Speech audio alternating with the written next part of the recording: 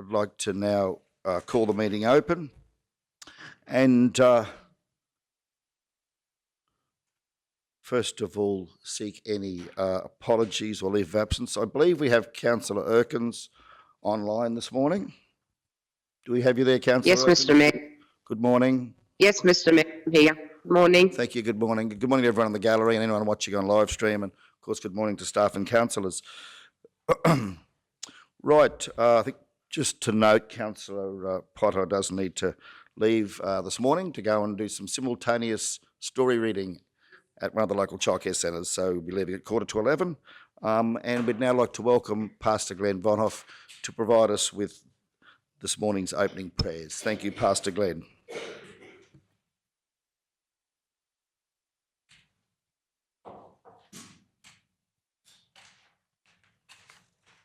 Well, good morning, Mayor Otto, councillors and council staff. It's good to be here again representing the churches of the South Burnett. A few people have said, why are you using a walking stick? Well, 5 years ago I had a left hip replacement, but it wasn't good and it caused me a lot of trouble. We were in South Australia on holidays and I said, Lord, this hip and this leg will never be right unless I have another hip replacement. 2 days later at home I fell over, damaged my hip and broke my leg. Went to Toowoomba Hospital. Fixed my leg and gave me another hip replacement. Exactly what I asked for. So be careful what you wish for. But the good news is this time they got it right. So it's been a little bit of pain and whatever, but it's all good. A little explanation before I give you my little talk.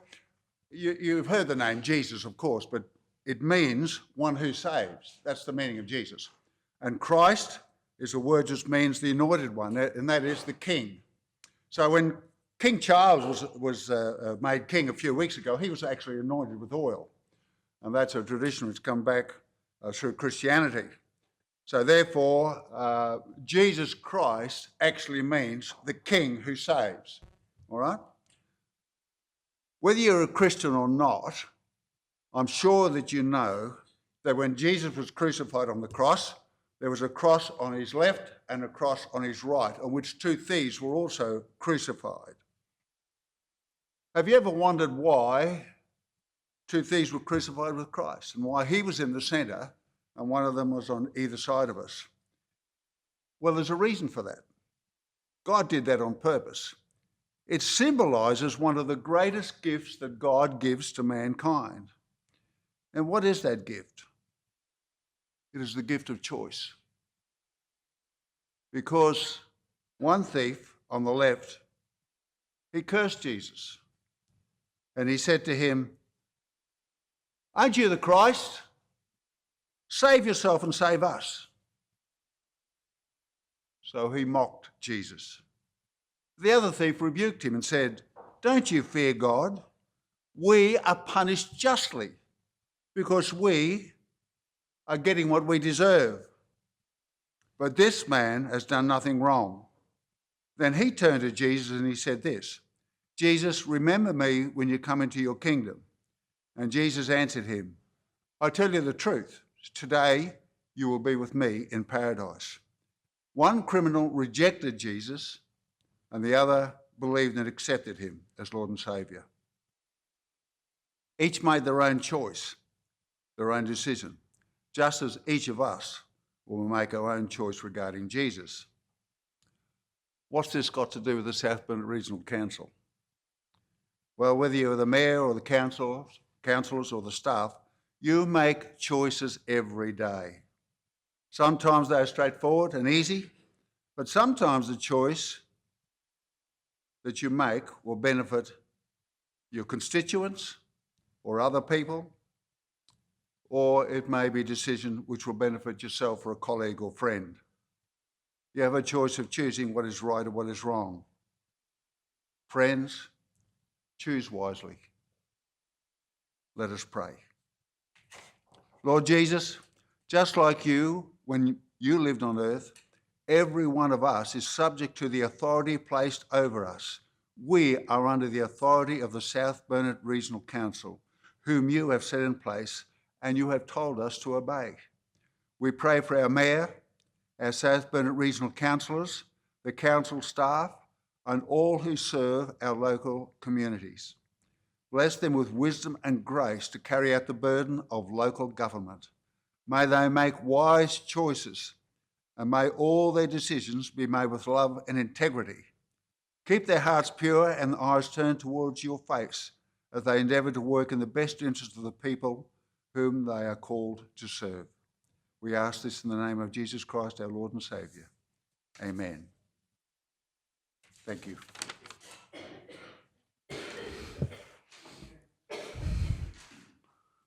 Thanks, Pastor Gladden. Always wonderful to have you here with us, and thanks for those lovely words. We'll pray that your knee will heal in a timely manner and that you won't have to suffer for too long, that you have a blessed day. Councillor Duff, the recognition of our traditional owners, if you could please. Thank you. I would like to acknowledge country and the land where we meet this morning, the Waka Waka land, and acknowledge the elders both past, present and emerging. Thank you. Thank you, Councillor. Okay, do we have any declarations of conflict of interest? No? Okay, we'll proceed. Okay, we don't have any deputations or petitions. We'll go to 7. Minutes of the council meeting held the 26th of April can be found at 6 on the agenda. So we'll deal with those. Where council, the recommendation is that the minutes of the council meeting held on the 26th of April 2023 be received and the recommendations therein be adopted. Do we have a mover? Councillor Potter, seconder. Councillor Duff, thank you both. Any speakers to the vote? Those in favour? Carried unanimously, thank you all. Oh, sorry, Councillor Erkins, my apologies. In favour, Councillor Erkins? Yes, yes, in favour. Thank you. We just can't see you, so I'll have to get you to just say yes or no as we go along. Councillor, I'd now like to approve a procedural motion that we introduce a late item to the agenda in section 8, being the matter of the suspension of local Dr. Isabel Johnson,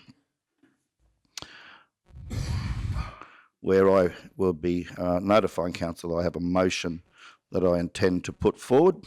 Do we have a second of the procedural motion? Councillor Potter, those in favour? Carried unanimously. Thank you all. Mr. CEO, if I could now, I'd like to put forward a motion off the floor. And I believe, Kimberley, if we can, when you're ready, I might just get you to bring that up, if you don't mind, from your email. We'll just get Kimberley some time to pull that up out of her inbox.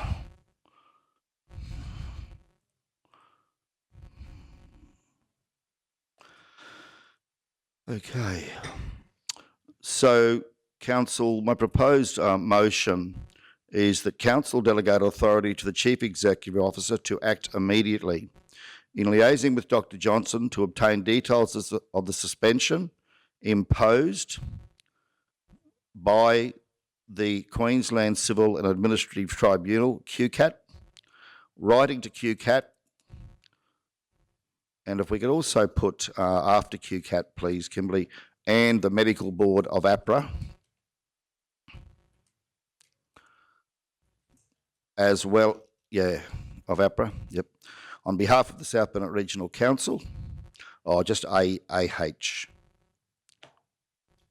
Is it APH? I think it's APHRA, yeah, that's better.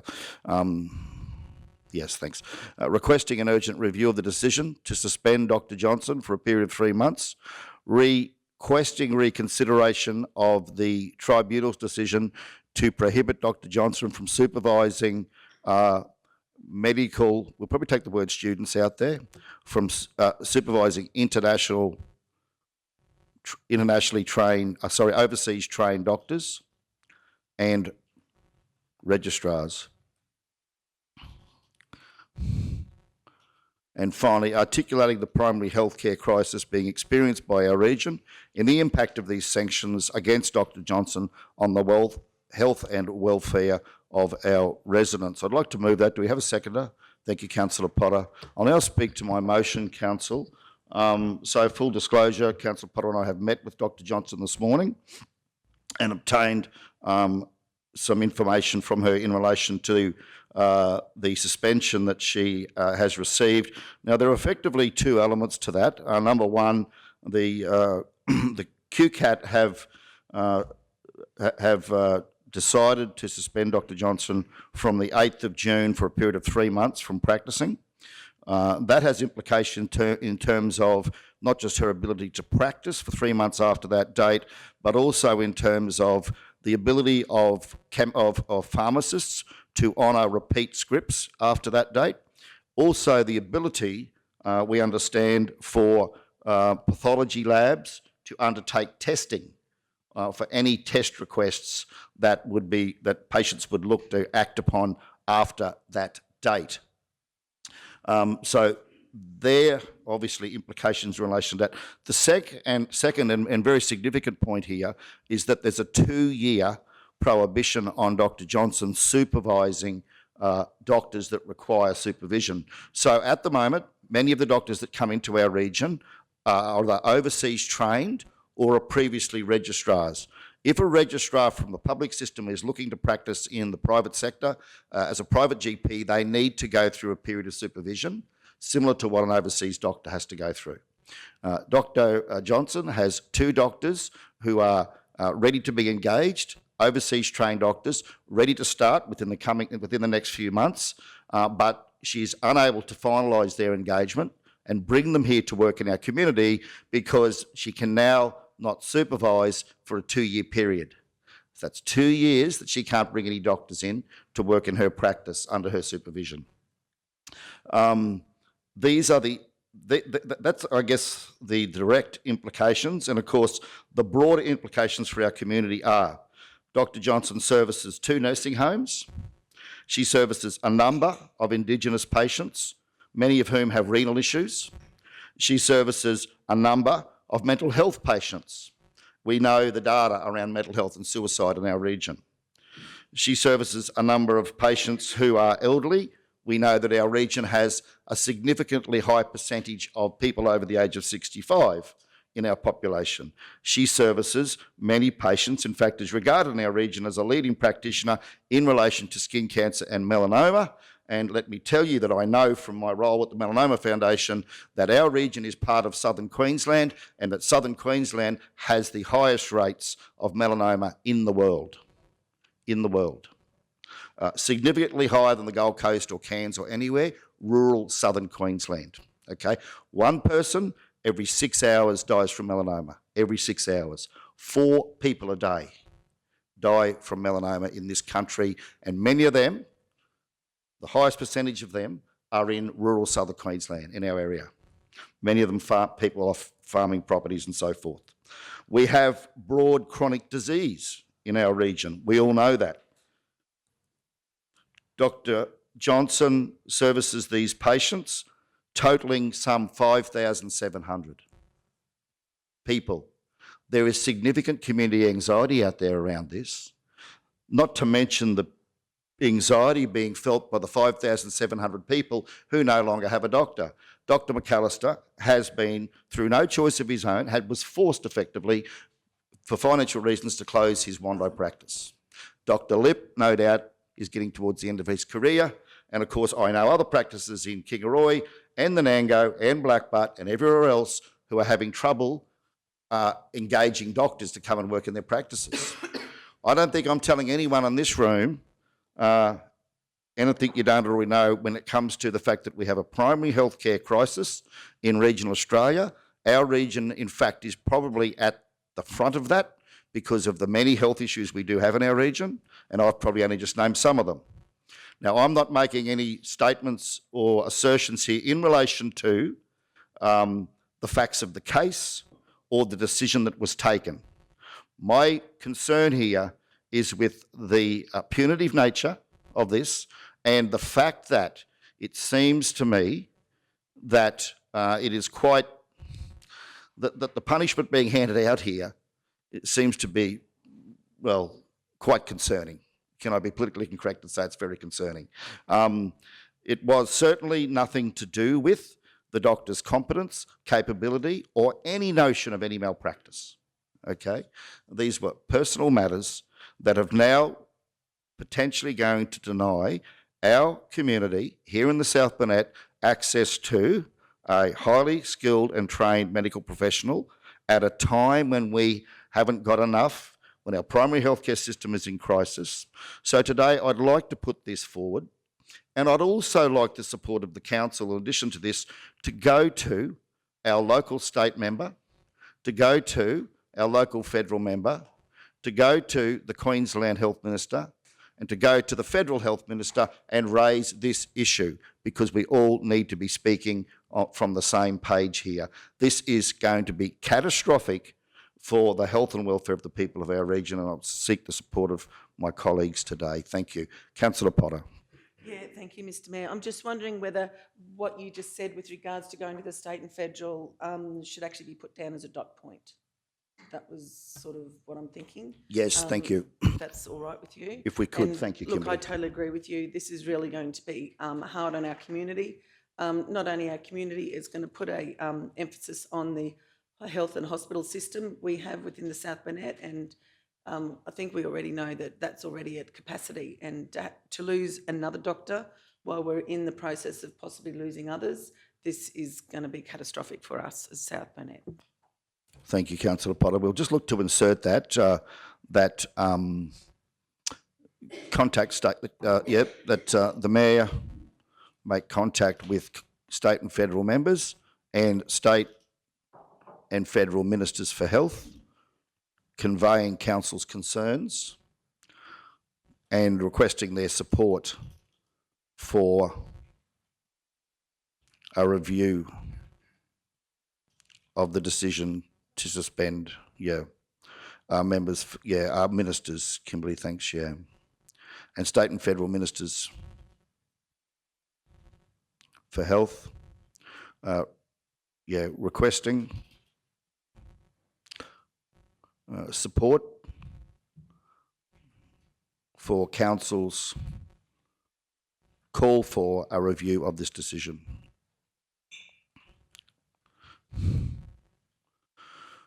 Councillor Potter, are you comfortable with that as an addition to the motion? Thank you. Councillor Henson. Thank you, Mr Mayor, through you. Fully supportive of that. I just, that final dot point there, Councillor Potter and Mr Mayor, I'd personally like to see you actually meet with members of state and federal rather than just liaisoning through emails or phone calls. But can I bring to the Chamber's attention that I'm one of those 5,700 people, so I'm not sure whether that incurs a conflict of interest here. Just bringing it to the table, but I'm sure there's many people. Yeah, well, there you go. This is the most ludicrous decision I've ever seen or heard of. That's roughly 20% of our population. And as Councillor Potter's alluded to, goodness me, mental health, if you want to see mental health in this fight,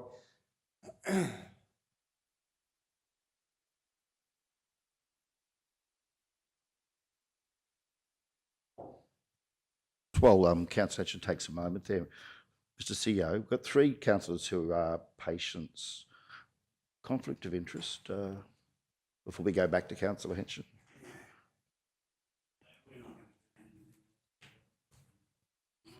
Would it be fair to say that there's nothing to be gained other than, I mean, we've got 5,700 patients here. Have you got any alarm bells ringing in your mind? You haven't, okay. I say that, Mr Mayor, because this whole thing has been quite vindictive. So I do not want a person in this organisation targeted as well.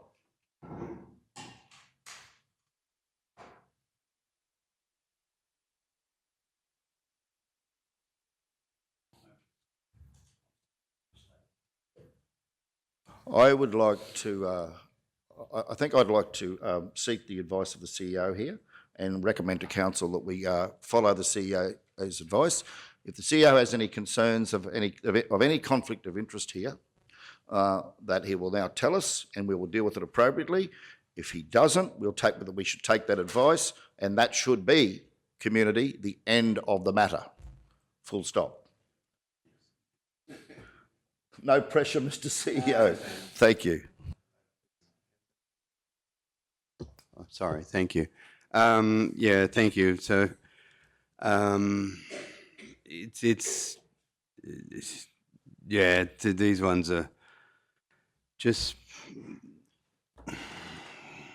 you know, this com common application to drop a question like that in this circumstance is difficult to answer, not because it's not, but just an advice into the room.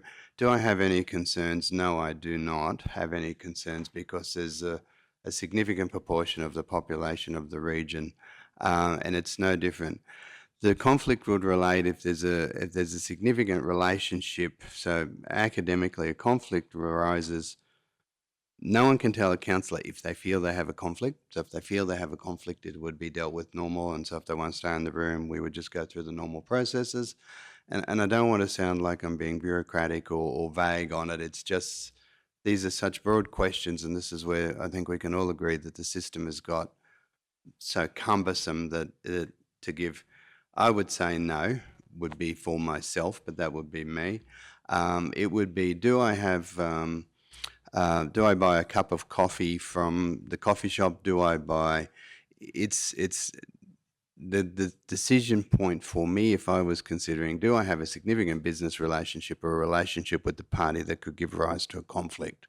If it's a purchase, do I have a conflict with Woolworths because we're going tonight to get our grocery order at Woolies? No, I do not.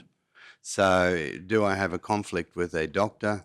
Be it, well, I don't attend this, but if I did attend her surgery, would I have a conflict? I would believe I do not, because I am just engaging for a service the same as any other person within the region can engage with a service. So the individual decision point is with a counsellor is if they believe that they would have a significant relationship or there would be some cause for conflict. Ordinary business is what I was looking for, was your interest is no greater than a significant proportion of the community members, all the people in the suburb, all the people in the small town, all the business owners, or all the dog owners. So there is nothing precluding anyone in Kingaroy or, in fact, the region attending that surgery. So short answer, do I believe so? No, but each individual counsellor would still need to consider, do they have anything that would cause that relationship that would give cause to a conflict? And then it can be dealt with through the normal processes. Thank you, Mr. CEO. So ordinary business includes matters where there's a significant percentage of our population. Clearly, on the numbers we've seen here, there's a significant number of people in the community, in the small community, that see this doctor. If there is a counsellor that feels uncomfortable, they have a conflict of interest, could I recommend to you that you now state such, leave the room? We don't need a quorum to deal with conflict of interest, I believe, Mr. CEO, do we? So if there was even one councillor left, could decide on that matter. Councillors, your call. Councillor Henson. Yeah, thank you, Mr. Mayor. Just, if I may, could I request an interval for a minute? I would like a private conversation with the CEO, in a little different position to many in this chamber. I'd just like a private conversation with our CEO, if that's okay. I'd now like to move a motion that, procedural motion that we adjourn the meeting for 5 minutes so that councillors can confer with the CEO. Any councillor that would like to confer with the CEO on this matter will then resume the meeting and again seek from councillors any concerns you have about conflict of interest after you've had a chance to talk to the CEO, and we'll then deal with that through our proper process. So procedural motion to adjourn the meeting for 5 minutes. Do we have a seconder? Councillor Duff. Those in favour? Carried unanimously. Thank you all. We'll return in 5 minutes. That we resume the meeting. Do we have a seconder? Yep, Councillor Duff. Those in favour? Carried unanimously. Okay, just want to note that Councillor Henson's had to leave the meeting to attend to a personal matter, and he'll return later in the morning. Now, we have two matters here at hand, councillors, in relation to conflict of interest. Councillor Shoemaker, thank you. Thank you, Mr. Mayor. I, Councillor Kirsty Shoemaker, inform this meeting that I have a declarable conflict of interest as defined in Section 150 EN of the Local Government Act in relation to the motion you've brought forward this morning. The nature of my interest arises because I am a patient of Dr. Johnson. However, I do not hold a personal or professional relationship with Dr. Johnson, or personal or business relationship with Dr. Johnson, and my conflict is no greater than a significant portion of the other community impact members who will be impacted by this decision. So I wish to participate in the decision making in relation to this matter, and I acknowledge that eligible councillors must now determine, pursuant to Section 150 ES of the Local Government Act, whether I am able to participate in the matter, including voting on the matter, or whether I must leave the meeting, including any area set aside for the public, and stay away from the meeting while the eligible councillors discuss and vote on the matter. Thank you, Mr Mayor. Thank you, Councillor Shoemaker. Any other councillors? Councillor Jones? Yeah, thanks, Mayor.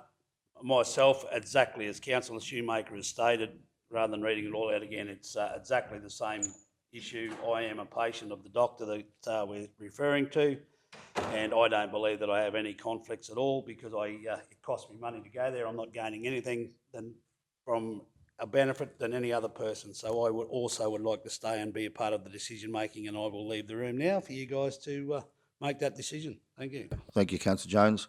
Any further conflict of interest in relation to this matter, councillors you wish to disclose? Councillor Erkins?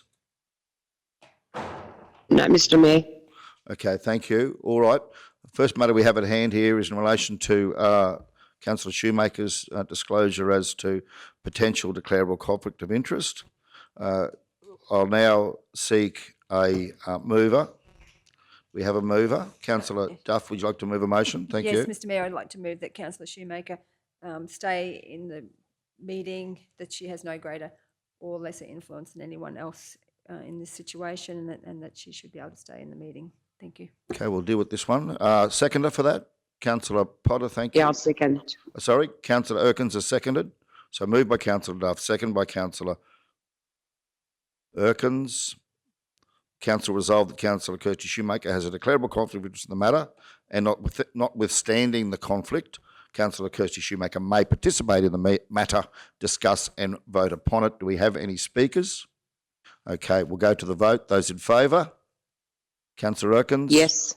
Thank you. That's been Yes. carried by all four councillors. Okay. Yeah. Okay, we'll deal with... thanks, Mr Seow. We'll deal with Councillor Jones. Thank you, Councillor Potter. Thank you. Look, I move that Councillor Jones be able to stay in the meeting, as I believe he has no greater or less interest than any other person in the community that attends the surgery. So same as Councillor Shoemaker. Thank you. Thank you, Councillor Potter. Do we have a seconder? Councillor Duff, thank you. Happy to second. Thank you, Councillor Erkins. We've got Councillor Duff seconding that there. Okay, and the motion that's been moved and seconded is that Council resolve that Councillor Gavin Jones has a declarable conflict of interest in the matter, and notwithstanding the conflict, Councillor Gavin Jones may participate in the matter, discuss and vote upon it. Any speakers? We'll go to the vote. Those in favour? Councillor Erkins? Yes. Thank you. Yes. Yes, that's been carried 4 votes to 0. Thank you. Can we bring the councillors back in? Thank you very much.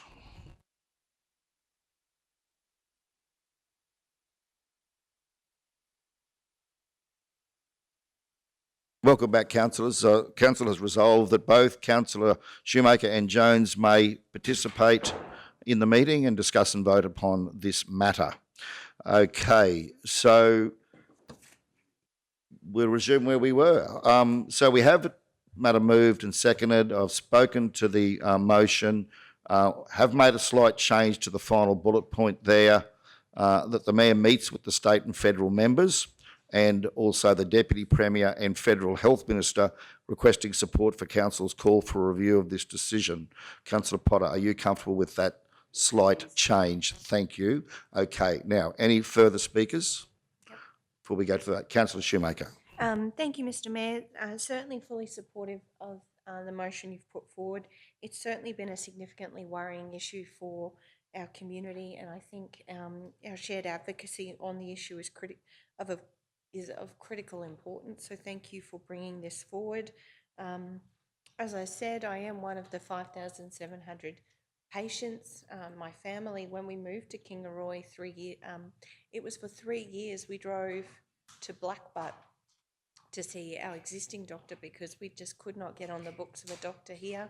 And I know that's a regular conversation that I have with so many people moving to the area. It's a big deterrent, the challenges in terms of trying to get a doctor. To think that Dr. Isabel could be out for up to 2 years and unable to actually supervise international doctors, that is of great concern. And certainly the concerns around existing scripts and healthcare that people have received from Dr. Isabel, to think that that could be at jeopardy as well just seems absolutely ludicrous. Certainly just would like to share my thoughts with Dr. Isabel. She has been in my thoughts, and I certainly hope that you may be able to get some action on this issue, Mr. Mayor. Thank you for bringing it forward. Further speakers? Councillor Jones. Yeah, just quickly, Mr. Mayor, you mentioned before when you, in your words there, which I acknowledged when we weren't on air, but can I just say that if you're asking and looking for endorsement from your fellow councillors, I suggest that you are in Brisbane tomorrow meeting with the Deputy Premier, and it may be a good opportunity to try and, I know it's only 24 hours notice, but and the new Health Minister may be able to come in and sit within that meeting with the Deputy Premier, and if you can get both of them in there, I give you my full backing to go down there and be as hard and as fierce as you think necessary, because this is an issue for our region that needs to be addressed, and we've discussed a lot of trivial stuff in this chamber, but this is one of the things that really needs attention, and I give you my full support to go down there and do whatever you need to do in those offices in George Street tomorrow. So, good luck. I absolutely endorse what Deputy Mayor Jones is saying. I think that this is critical when you look at the number of patients that Dr. Johnson is dealing with and the lives that are being affected here. And I know from my experience that it's impossible to get a GP now in the South Burnett. The books are closed, and so this is a huge issue for our region, and yeah, full support from me and obviously the council. Thank you. Thank you, councillors. Just in concluding, I just again want to make it very clear for the media, for anyone in the community, council is not questioning or challenging the integrity or the findings of QCAT or any actions undertaken by the Medical Board of APRA. What council is doing here as the local government authority is raising concerns about the period of the suspension of Dr. Johnson and about the inability of Dr. Johnson to supervise doctors for 2 years. So this, please be very clear, is not council saying that we take issue with the decision, the finding. We take issue with the time frame with which Dr. Johnson will be out of practice and unable to supervise, and most importantly, the impact that will have on our community. And can I be very clear that when Councillor Potter and I met with Dr. Johnson this morning, her concern was very much for the welfare of her community moving forward. Now, there may be people who are cynical about that, but let me make it very clear to you, she was very sincere and genuine in sharing her grave concerns for our community. And I would expect that every doctor in the South Burnett would share those concerns, knowing what an issue this is. So our issue is with the impact this will have on our community, and that's what we, I believe, are doing here, is raising that concern and requesting an urgent review of this suspension. And Councillor Jones, thank you for the blessing of the council. With your blessing, I will be not shirking my responsibility in making it very, very clear to all of these politicians at the state and federal level that we are, as a council, are very concerned about this, that we are not happy with this having a doctor taken out of our system, and that this is going to cause major issues for the health and welfare of our region. So I will be particularly proactive, let me assure you, in making it very clear and not pulling any punches on this, because that's the responsibility that you've given me, and I'll take that and grab it with both hands in the best interests of our region, and hope that we get a positive response on this matter. Thank you. Councillor Jones, just quickly, thank you. Just quickly, Mr Mayor, I think it's worth noting that anybody that hasn't read the report so far in the media and all that sort of stuff, I think if you go back and read it, there was an option that was discussed, and QCAT and the Australian Medical Board challenged that, and that's why we're at there now. So there was an option that was discussed prior to the suspension. So, yeah, I think we've got real good reason to go and challenge these decisions and see how you go. Yes, thank you, Councillor Jones, and that's really the point here, isn't it? We'd like to look at other options that don't cause such grief or health and welfare issues for our community, because absolutely we've got a responsibility to represent them on this matter. Okay, let's go to the vote on this, Council. Those in favour? Carried, 6 votes to nil. Thank you. Thank you, Councillor Erkin. Sorry, that's been carried with the full support of Council. Thank you all. Okay. Right, well, let's move on. We're up to 9.1. Item is at 36, and it's the business outstanding table. And we have the recommendation there, Council, that the business outstanding table for the ordinary council meeting be received for information. Do we have a mover? Councillor Duff, seconded. Councillor Jones, thank you. Okay, any speakers? Councillor Duff. Thank you, Mr Mayor. I've got a number of questions about the business outstanding. The first one is on page 38. I just wanted to get an update on Kratzmann's Road and what's happening with the piggery issue and the upgrade to that, particularly that dog leg on Kratzmann's Road. Okay, let's deal with these one at a time, Councillor. So we'll stay with you. But Kratzmann's Road, General Manager O'May, thank you. Yeah, through you, Mr Mayor. Yeah, so the contractor required to do that work, so they've approached TMR around getting approval because part of it is up on the corner, and because the TMR have actually got works either side of that on the main road there, they're actually withholding that approval until they've completed that work. So we thought that there was a hold up with the pre-start, but it was actually TMR won't give them approval to commence those works up there. Oh, okay. So they're just waiting. They're waiting on once that work is done, then TMR will give them the approval. Yeah, so they've approved it, but just because they've got all of the road tech and that on those basically either side of that intersection, and the contractors sort of they don't want to do obviously bits of pieces of work and then come back and do that. So yeah, they just don't want the both constructions going together. So TMR, I don't think there's an issue with it. It's just that they want to get the other work completed before another contractor comes in and starts working on the intersection. So through you, Mr Mayor, so then how then is that affecting Kratzmann's Road? Because that's nothing, I mean, I know they've got to do work on the Mergen-Gayndah Road, but the Kratzmann's Road is a totally different issue. Yeah, it's more just that it doesn't affect the work. It's more the contractor just not wanting to establish and then de-establish and then come back in 3 months' time and re-establish. So it's probably more just a cost issue. Thank you. I just wanted to go on to page number 40, which is the one about the Capenix Park. So that clearing of vegetation has actually happened. So that particular resolution now probably can be removed. Yep. Then I wanted to just go on to the dog park in Mergen, page 41. Did we do the consultation? And has it been, and then it was to be brought back for consideration of the budget, but did that consultation happen about where it was, the location? And also questioning the $100,000 figure that was put on it in the capital expenditure, because I can't work out why a dog park would be $100,000.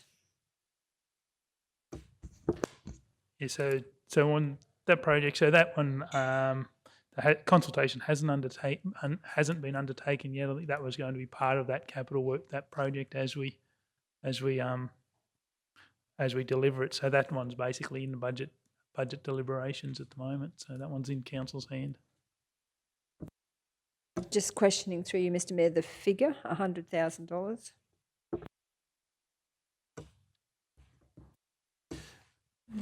Yeah, I suppose it was just an allocation put forward, I suppose, again, if depending on the level of work that council requires in that project, will be what the budget will be. So, yeah, I think it's only a rough figure, so there hasn't been detailed designs or anything done on that, because that probably will come following consultation and needs and, you know, what is required in the park. Is it going to have ancillary park benches, seating together, or is it just a plain fenced off area, and sort of what embellishment go with it? So it's just allowing adequate funding in there. So through you, Mr. Mayor, my concern with putting a figure like 100,000 when we're just talking about a basic dog park, it's off-putting to the councillors. It's like we're asking for a huge amount of money when all the community want was a small dog park. But I guess that's probably a conversation for closer to when we discuss the capital budget. Yeah, but I'm just concerned about that 100,000 allocation. Just before we move on, Councillor, if I can interject, General Manager O'May, respectfully, there was a resolution passed by this council on the 23rd of November that said the following: that public consultation be undertaken to seek community input into possible location of a dog park, and that a dog park in Mergen be designed and costed for consideration in the 23-24 budget. Now, that motion was moved and passed by council 6 months ago, and seems to me has not been enacted. But it's very clear as to what council expected there. And it seems to me that we've lost our way in relation to enacting that resolution. And I think there's probably an obligation to do so, considering it has been a resolution of council. Yeah, so I just wondered, Mr. CEO, if we could take that on notice and come back to us on that one. Thank you, Mr. CEO. You can continue. Thank you, Councillor. So on page 46, there is a motion that we would, on the overgrown allotments, have we enacted that one?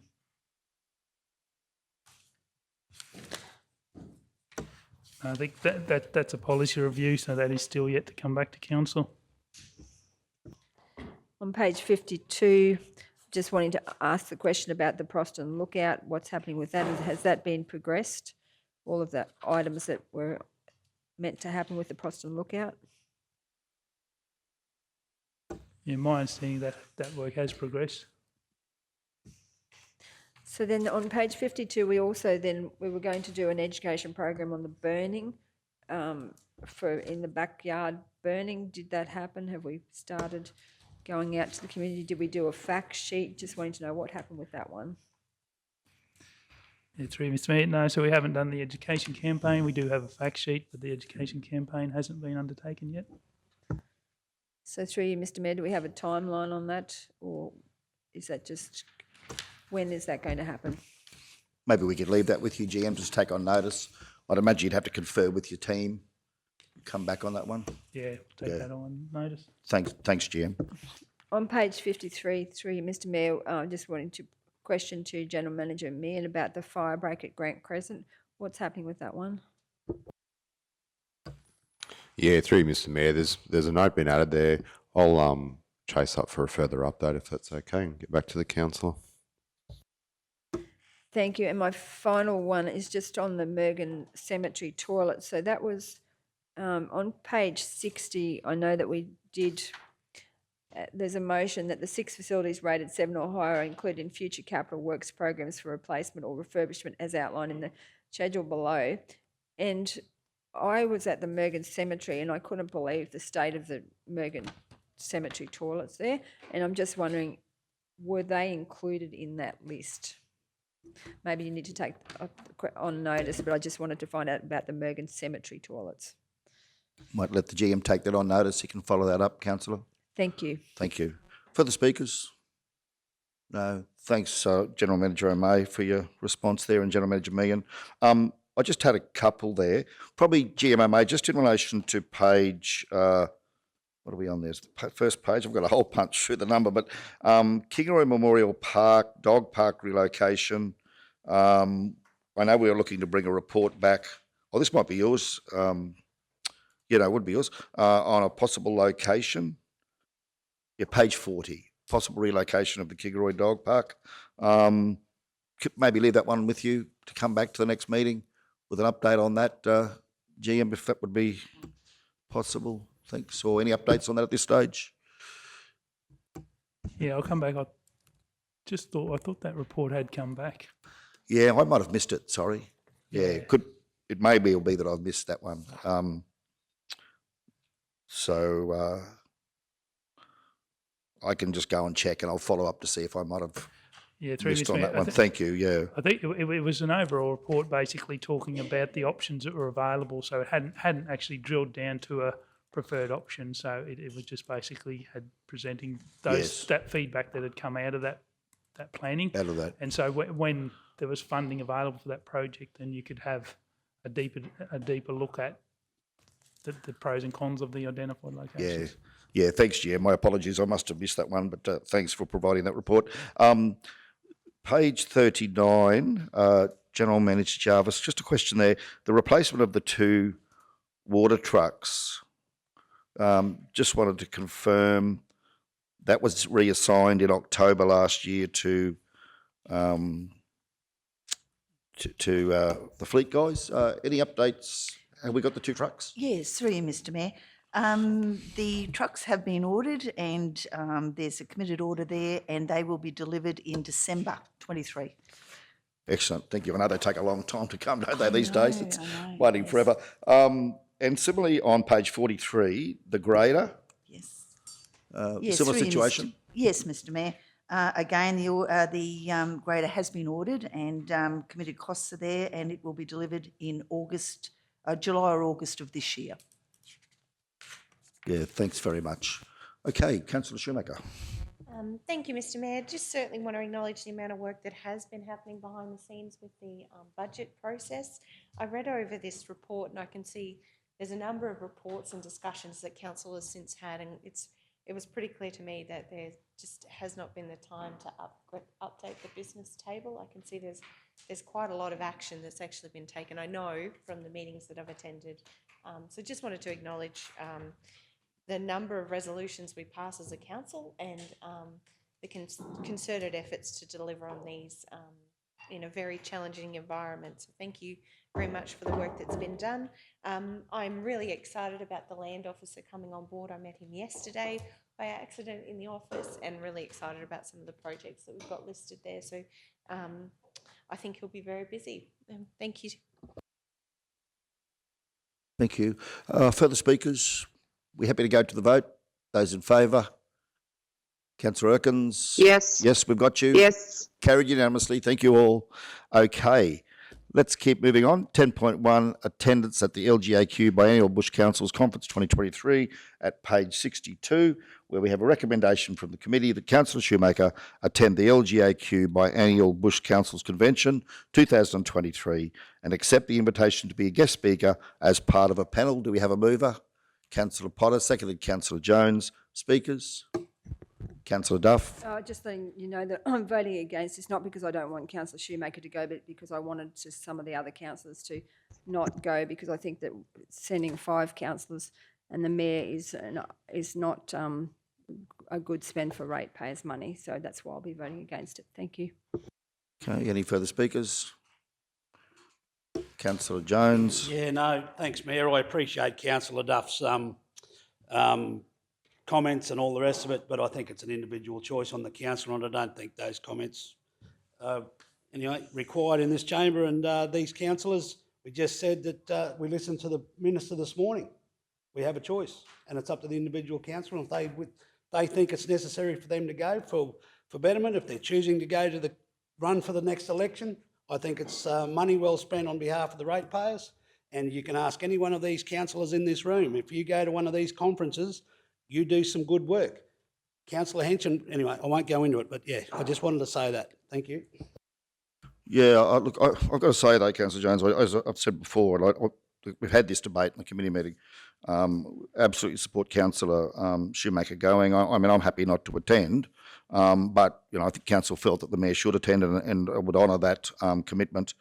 to do so, health and other matters being okay. But again, I think Councillor Duff does raise a pointer. You know, it's $1,170 per attendee. On top of that, from my calculations, when one adds the salary cost of us being away, you know, it's a $17,000 cost all up.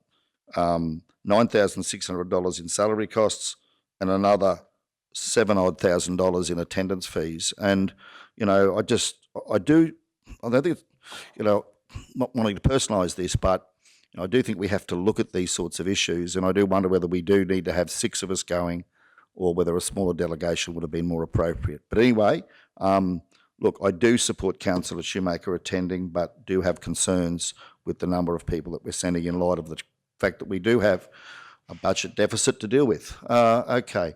Any further speakers? Mr. or Mayor? anything to close? Councillor Erkins, yes, thank you. Mr. Mayor, thank you, through you, Mr. Mayor. I did attend the last Bush conference, and I believe that I did learn a lot for it. I think one of the things that is of great concern to our community is the dysfunctional aspects of our council laws. Therefore, I believe that as all attending is a very great thing. I believe that puts a lot of us on the same page, which is very important to achieving unity in our council. So I'm very supportive of it all going. Last time when I went, I was only new, but I can see now the benefits of it, and it was great attending with Councillor Duff, who was a speaker at it, and Councillor Henson, who also got up and spoke. And I think it was, as I said, a great thing. I think you learn a lot.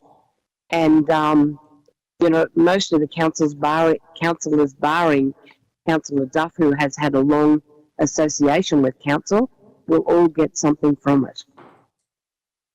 Councillor Shoemaker. Thank you, Mr. Mayor. Certainly, I think the complex challenges we face as a council, I think it really does take some outside the box learning, and it gives us the opportunity to really understand what other regional councils in the same position as us are doing in terms of trying to chip away at that deficit and still deliver core services and infrastructure to the communities. So really do value the opportunity to go along and learn from others. And I just had a question in terms of your salary costs. I didn't quite follow what it was that you'd calculated there. And, you know, in thinking about that, yes, we do receive an annual salary for doing the role of a councillor, which is very important in terms of being able to continue to put food on the table at the end of the week with the hours that you contribute. So in terms of those salary costs, like, it's just got me thinking about how many community events and activities that we volunteer at for free, and how many things we do just purely because we love and care about this region and want to see it prosper. So if we were to calculate the salary costs for the time and effort that we contribute to this region over the annual year that we're not paid, I think that would be significant. I'm not sure that's relevant.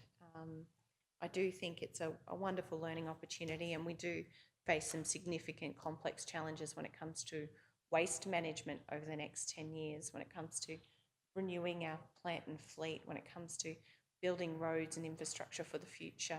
I think there's amazing learning opportunities from some of our regional and rural councils who are really struggling with their location being so remote, and so much that we can learn that can really help us in the decision making and the projects that we undertake. So I think I'm certainly happy to give my time and to learn from others in the industry and to try to grow through this experience. So thank you, Council, for the opportunity.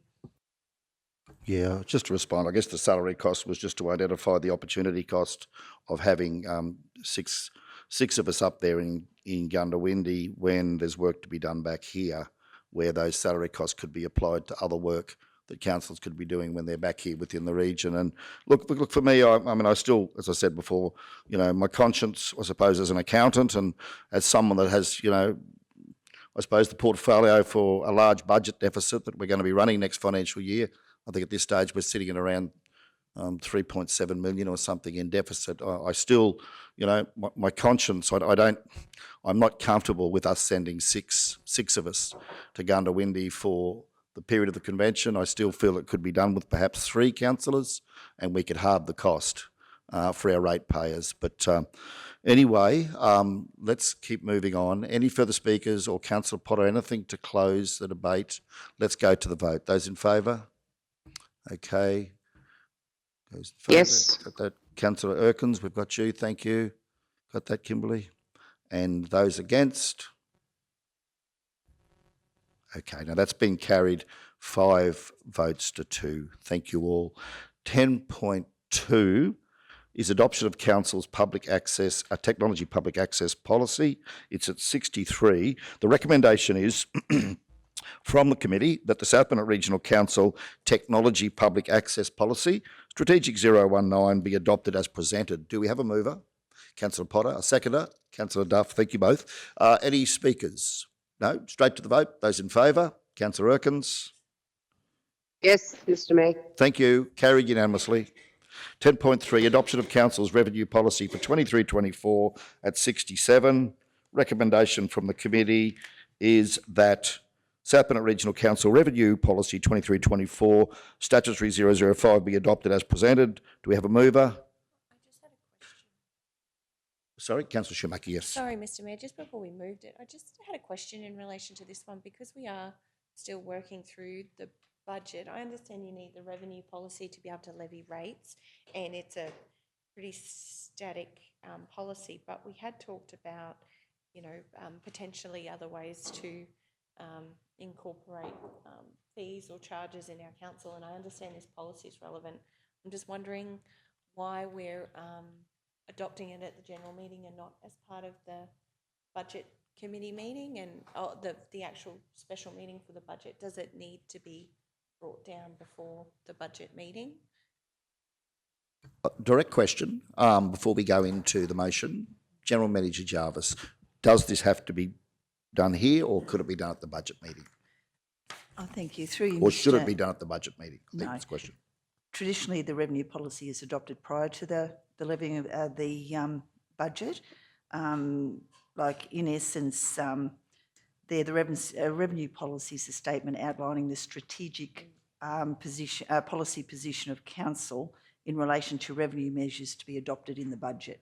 So we need this policy to go ahead that gives us the capacity to levy rates, and that your revenue statement is the one that is adopted at your budget meeting. Budget. Thank you for confirming that. I just wanted to make sure we weren't going to create work for you by making potentially changes that at the meeting. But thank you for confirming that. Recommendation is that the South Bennett Regional Council Revenue Policy 23-24, Statutory 005 be adopted as presented. Do we have a mover? Councillor Shoemaker, second. Councillor Henson, thank you.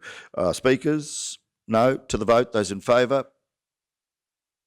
Councillor Erkins? Yes, Mr Mayor. Thank you. Carried Yes, Mr Mayor. Thank you. Carried unanimously. 10.4, adoption of Council's debt policy can be found at 74, whereby the committee recommendation is that South Bennett Regional Council Debt Policy 23-24, Statutory 010 be adopted as presented. Do we have a mover? Councillor Duff, seconded. Councillor Potter, thank you. Speakers? To the vote. Those in favour? Councillor Erkins? Yes, Mr Mayor. Carried unanimously. Thank you all. 10.5, replacement of a wheel loader to replace plant number 1505. It's at page 80, where there is a recommendation to council. And the recommendation is as follows. That South Bennett Regional Council purchase one Komatsu WA 320-8 for $396,896, excluding GST. Do we have a mover? Councillor Potter, seconded. Councillor Jones. Speakers, Councillor Potter first. No. Other speakers? Councillor Duff. Thank you, Mr Mayor. I'm just concerned that we went to local buy and we didn't give, I don't know whether we gave our local machinery businesses an opportunity to tender for this, or whether we went separately, because I have spoken to one business in the South Bennett that didn't get an opportunity to put forward a quote or a tender. So just wanting to know what the process is and why we have once again, in my opinion, gone straight to local buy. Okay, thank you, Through Jeremy. you, Mr Mayor. I have to be a little bit careful here. The feedback I received on the local purchaser was the person that had the capacity to tender didn't tender due to administrative changeovers of the business. And when the tender went out, there was a little bit, they didn't have the capacity to tender at that stage. And then they came back to my offices and said, can we tender? But the tenders had closed then. So, General Manager Jarvis, just on that line of questioning, did we give our local suppliers the opportunity to tender? I will just, I'll just, If not, happy to take that on notice. no, local buy did send requests to New Holland, which is the Mergen dealer. And yes, that is correct. So they were given the opportunity to tender. I think that answers the question then. It was done. Thank you, General Manager Jarvis. You comfortable with that, Councillor Duff? That I think as long as they got an opportunity, Yep. I'm happy. they were given the opportunity to tender. Thank you. Further speakers, Councillor Shoemaker. Thank you. Thank you for the comprehensive report. I can see, they really were really quite close. And I guess my question was, I just know certainly from the recent staff meetings at the depots, the team speak very highly, a number of the operators that I spoke to speak very highly of the John Deere equipment. And I see there's only a very marginal difference in the cost. I really appreciate the comprehensive assessment and the information here, but I guess I just wanted to check that this has been endorsed by our people or the operators of this machine. How have they given feedback in terms of what it is that we're purchasing? And if we purchase this one, are they happy with the result? Through you, Mr Mayor. You will see, and look, I agree, Councillor, this is, it's a credit to my staff. They're the comprehensive report, and they spend a lot of time and energy here being fully engaged with the operators plus workplace health and safety team and that to assess these. So you are correct. It's very, very close. And we do have, we do have a Komatsu and a John Deere in our fleet there as well, or several of them at the moment. Now, the operator was part of the assessment panel and gave the feedback there that in the end, I'm just trying to find here where, here we go. Yeah, so the operator's comments here was that the John Deere's glass in the cab goes all the way to the floor for a better vision. Hayatsu, I can't say that, Hayatsu, and Komatsu has a blacked out section from the floor up and has blind spots, so that's to do with the visibility. The feedback then on secure storage spaces in the cabin was the John Deere has good storage for all items required, such as esky, chair, water, safety manuals and pre-starts. And the other two planned have limited room inside the cab, making it difficult to store the above items.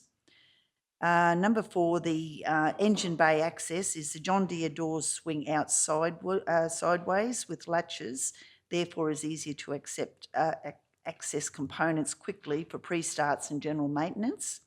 The other two plants, their doors lift up into the air, which can be heavy to lift and are suspended above the operator. The high bucket dump clearance, the John Deere bucket dump clearance is 2,860 millimetre. The other two are 2,690 and 2,785. Reliable, strong-built machine. Seating is the John Deere seating is comfortable and already has a special insert to suit the operator. The other two, he assesses it as being uncomfortable with a high back rest blocks, which block his vision. The bucket dump clearance is extra reach is important. and the higher reach is safety and better productivity. So that's the feedback from the operator, and may I state that also the our manager and also the coordinator of plant and fleet have said this particular operator, his plant is always immaculate. It's vacuumed every day. You could eat off the floor. So he takes very, very good care of his plant. However, going back to the assessment here, this has been through the ELT as well. And on the whole of life, where the John Deere is different to the Komatsu or loses on the Komatsu is the whole of life costing. That's where the difference is. But like you stated, Councillor, there is very minimal difference in the two plans. Yeah, it's a really marginal shift, and I believe that we must have, if we've got happier operators, you know, the shift in price there. I wanted to confirm that there was actually the budget allocation to cover the purchase if we were to go with the John Deere. I know sometimes there's ebbs and flows in our budgets that we allocate for plant and fleet. Sometimes we have funding left over from other purchases. Could we cover the extra $18,000?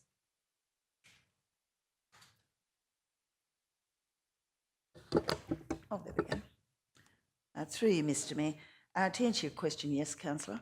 Through the purchase of our capital items, there has been, we have been able to, or my staff have diligently been able to get cheaper prices as originally costed at, and with all up, with the whole of life costing and that, the actual difference between the Komatsu, which is a very, very good plant, and like I said, we have several of them in our fleet, and it does meet all the requirements and that.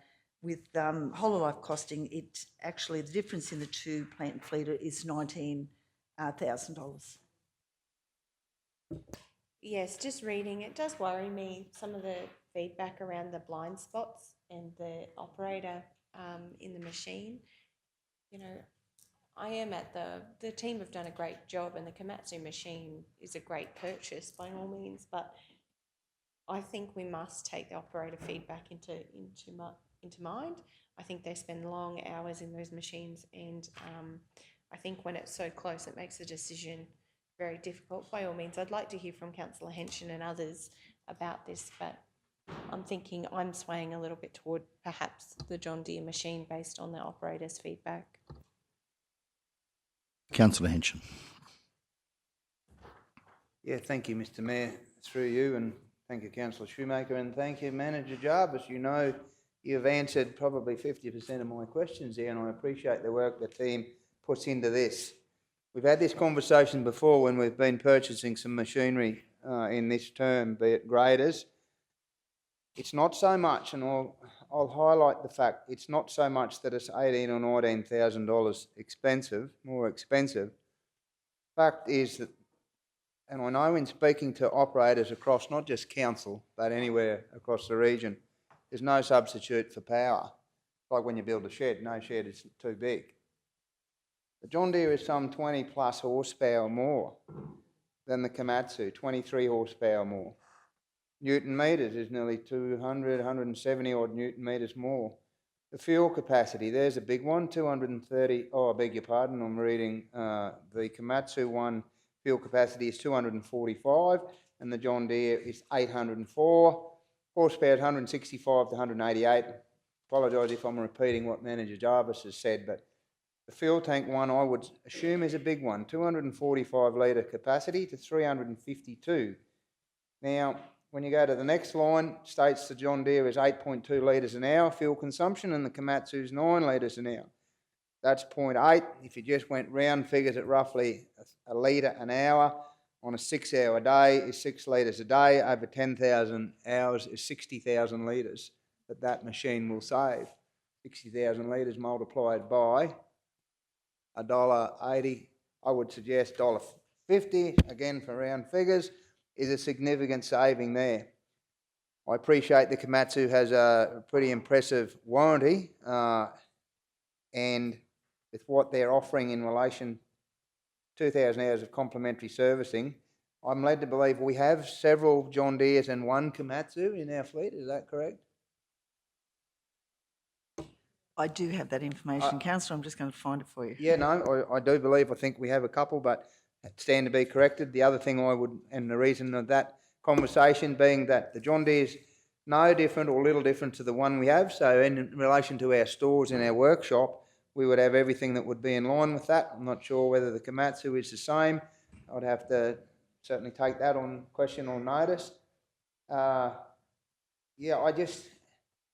and again, you know, when you take in the operators, hydraulic flow, that's another important one. And of course, I'm putting my boy hat on here. 108 litres on the Komatsu and 208 on the John Deere.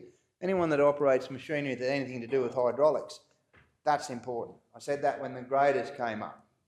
A grader is hydraulic operation in every shape and form. A loader's the same. Its ability, you said they'd had 200 mil more lift and it had more breakout pressure. And I appreciate the process that this goes through, but it's not the same machine. To me, it's a bigger, better machine in that it's horsepower, it's hydraulic flow, it's fuel consumption. I think this is a 10-year life machine we're talking here. The machine we have has, am correct if I'm wrong, some 11,000 hours on it. Correct. Yep. Well, there you go. There's not another one of these going to be bought for 10 years. I think with the fuel consumption, the fuel capacity in the tank, my reckoning you wouldn't have to fill that machine. You probably have to fill it every 5-6 days with an RDO on a day, whereas the other machines you'd have to fill at least once or twice a week. I think there's a saving in itself. Appreciate the work that goes into this. I notice in their 50% whole of life value for money, specification suitability is 30%. I honestly believe the specification suitability is extremely important. You know, that's on the day, every day, day-to-day job, hour to hour. The specification suitability, to me, I would like to see, or I would personally think that 30% against 50% of whole of life value for money, they could perhaps be comparable 40% each. If that was the case, might I suggest the John Deere would probably come in above on the methodology anyway. So I've seen the machines on the road, talked to operators both in council and in the outside world. Personally, I think the John Deere, we have some, they've been good equipment, the operators on them speak highly of them, and I'd be favouring the John Deere at this point in time over the Komatsu, but appreciate the work's been put into it. Thank you, Mr Mayor. Thank you. General Manager Jarvis. Thank you. Through you, Mr Mayor. Just answering your question there about the loaders, Councillor. We have two John Deeres, one Komatsu and one New Holland at the moment, and they're in our loader fleet here in council. And just to support your comments there, this loader that we're currently looking to replace, it's averaged 100. The utilisation's been on average 120%. So it's done 11,062 hours, and the recommended amount of hours is 8,000, so it's actually 3,000 hours over the recommended PWEA there. So it's a 2011 model and, 11 and a half years old. So Okay, well, Councillor, look, let's keep moving. But look, I'd like to move an amendment to the motion that as follows, thank you, Kimberly, if I could, that council proceeds to purchase a new wheel loader to replace the John Deere 624K-2 in brackets plant number 1505. Yeah, that one there. Thanks, Kimberly. Probably copy and paste it from the report. John Deere 624K. Yeah, and the plant number.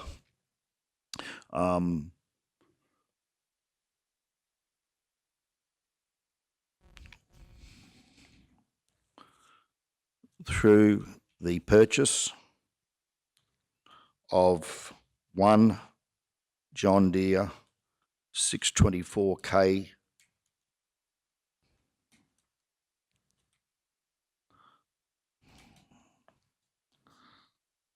Yep, 624K dash 2, Roman numerals. Thank you. For $415,000, excluding GST, from RDO equipment. Seek a seconder. Councillor Shoemaker, thank you. Sorry, Councillor Henson, thank you. When's morning tea going to arrive? Councillor Henson, thank you. My apologies, councillors. Okay, seconder. There's been some really good points raised. First of all, just like to acknowledge the work that the Fleet guys have done here, the Fleet team. Their assessment's purely technical. That's their process. They've given us the best assessment they can, and thank you for them. So certainly not wanting to discredit the wonderful work that they've done, but listening to councillors, reading what the operator has stated here, and the operator has stated, and a lot of the fact that this operator obviously cares a lot about the machinery because the particular operator keeps the old machine in pretty good nick from what we're told. So the operator stated that John Deere 624K2 is preferred as it has more fuel capacity, less blind spots, easier fuel tank access for filling, engine bay doors open from the side, allowing easier access for maintenance, and a larger storage space in the cab. The John Deere 624K2 is, however, $18,104 dearer than the Komatsu WA 320-8. So I guess the reasoning is, as explained there by the operator. Okay, further speakers, Councillor Henson. Yeah, thank you, Mr Mayor. I won't dwell on it, but I just might like to also make note. Appreciate the work that the team goes into this, but also to the maintenance staff in our workshops and the operators, in particular this operator, and along with our others, they've kept this machine. And for the public out there watching, that's 11,000 hours on a machine. That's 10 years, some 10 odd years. So this council won't be purchasing another replacement loader for another 10 or 11 years. I, for one, prior to becoming a councillor, wasn't aware that council kept machinery that long. So I think that's a credit to all involved in the staff behind the scenes. So I'd just like to make note of that. And again, it's not just $18,000 dear, it's a bigger, better machine. So thank you, Mr Mayor, for your motion. Thank you. Any further speakers to the amendment? Councillor Shoemaker. Just in terms of the governance process, I just wanted to check in terms of the motion, do we need to include the reasons why we selected the other machine? Yeah, happy to do so. Thanks, Councillor Shoemaker. If we could, Kimberly, please go to page 81.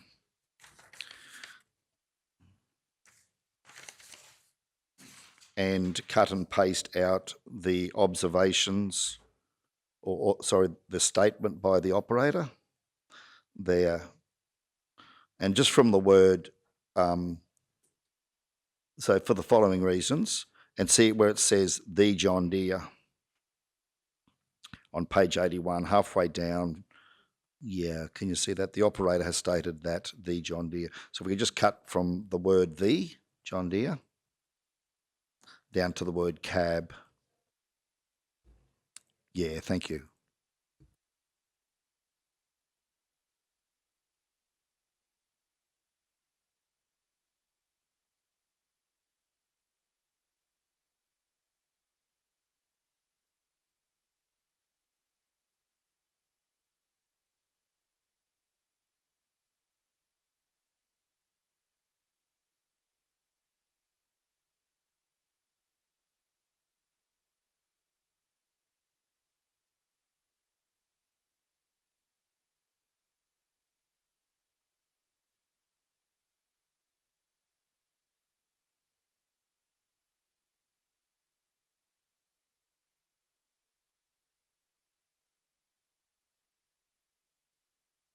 Yes, that can come out. Thank you, Kimberly. So following reasons, the John Deere is preferred as it has more fuel capacity, less blind spots, easier fuel tank access for filling, engine bay doors open from the side, maintenance, and larger storage space in the cab. Yeah. And perhaps greater horsepower.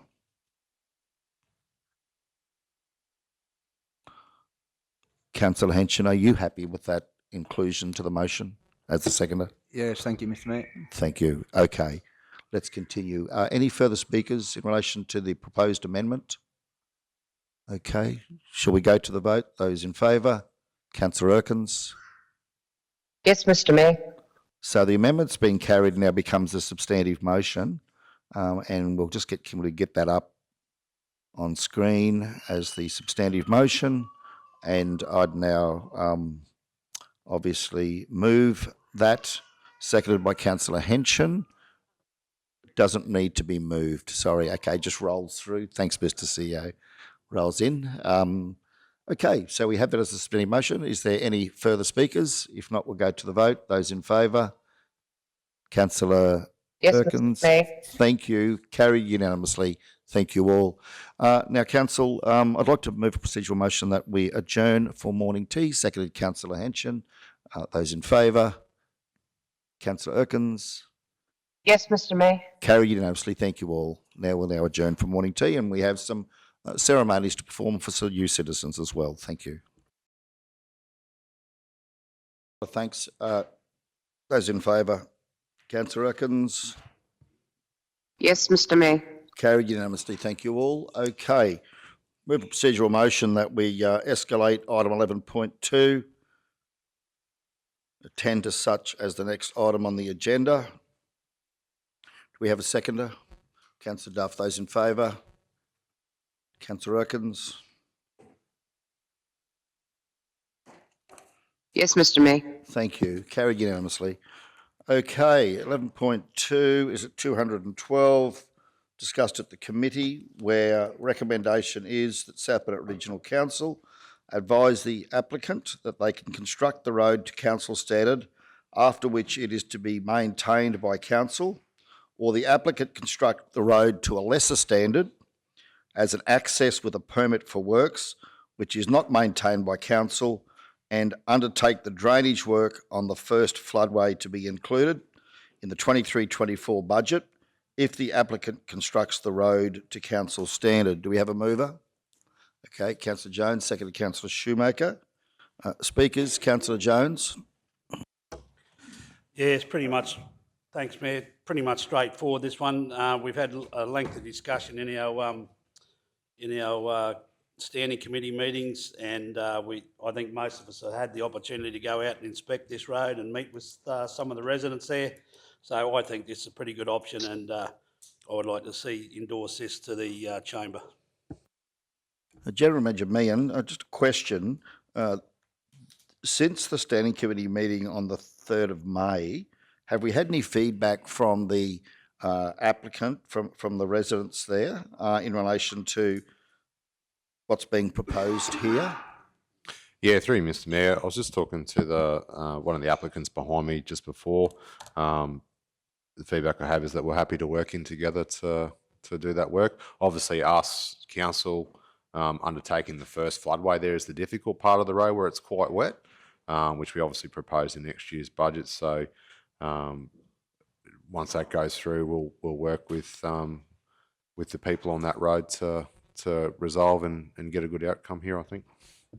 Thank you. Further speakers? Councillor Erkins? Anything from you?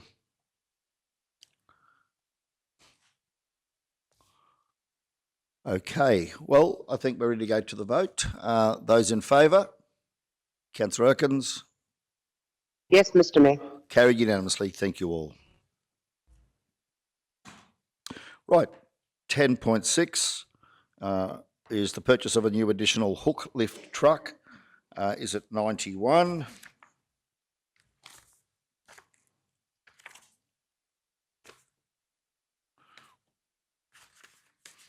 Got a recommendation here, Council. The South Burnett Regional Council purchase from Daimler Trucks,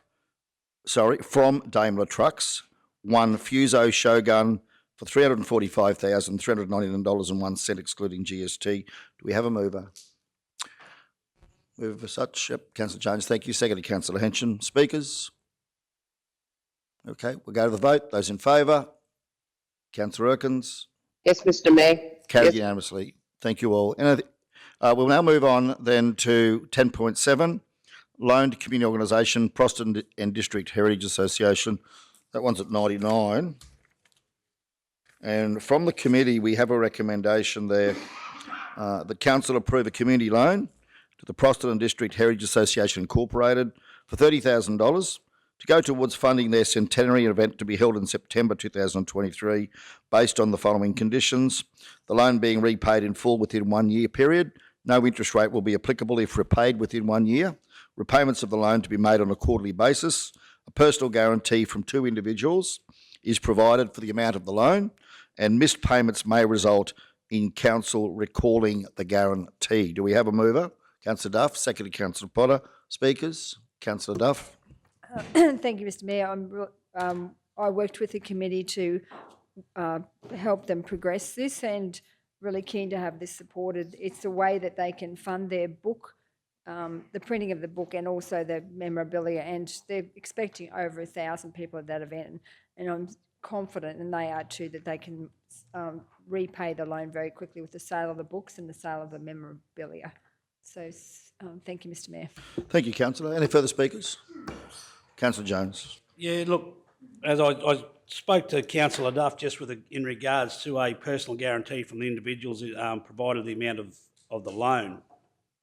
I fully support this, fully support it, but I did say to Councillor Duff, just as long as the people that are required to do that guarantee are fully aware of what they're putting their name for, and I'm sure they will, and I'm sure Councillor Duff will make that. So I just wanted to make that point, that as I'm hoping that those people that have to give a guarantee on this particular loan, not that it's much, but, and I'm sure that they've already addressed it, but yeah, just wanted to make sure that those two people are fully aware of what they're putting their names to in regards to this loan, and having to pay it back in 12 months, knowing how hard it has been for any centenary celebrations and all that to sell all their books and all their memorabilia on the day that was expected. They seem to drag on and go on for another 2 years. So just wanted to make that point clear, and I'm sure that they will, but just the people that are going to put their names to the guarantee.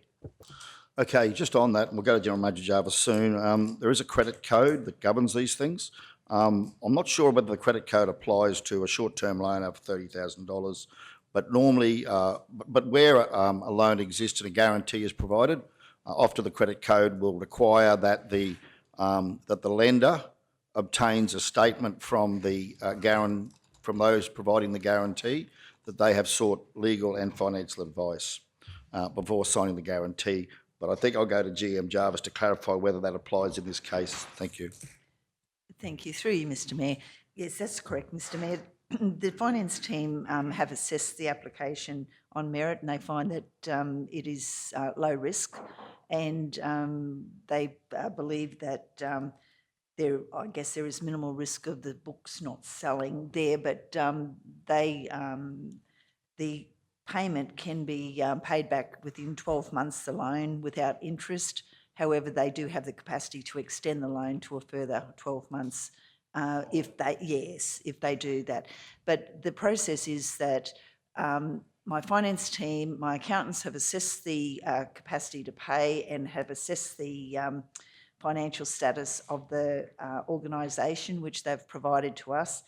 And now it depends what the resolution of council will be today, that we send that information then back to if it's in the positive, we send that information back to the committee to say that this has been approved by council subject to the following. And part of that, you're very correct, Mr. Mayor, is that part of that form is that you must have a guarantor, the capacity and their signatures, and that's the process after this meeting today.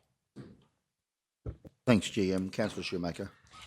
Thank you. Certainly supportive of the motion and the loan. Just wanted to check, maybe it's a question on notice, maybe to GM O'May. In terms of these sorts of books and memorabilia, do we as a council actually purchase these items and collect them for our libraries? I know Warulan just recently with their time capsule, they had the same, they've got some great books that I've brought, and I also know with the Nanango 175-year celebrations, there'll be memorabilia and alike, and I just want to make sure that we are actually purchasing some of these items for our own collections as well. Yeah, through the chair, yeah, we certainly take that on notice. We do have a lot of those organised who do actually donate a copy to the library. So we have over the years collected a number of those, but yeah, we don't actively go and purchase all of them. But yeah, certainly those significant ones we should look at and make sure we do get. Further speakers to the vote? Those in favour? Mr Mayor. Oh, sorry, Councillor Atkins, thank you.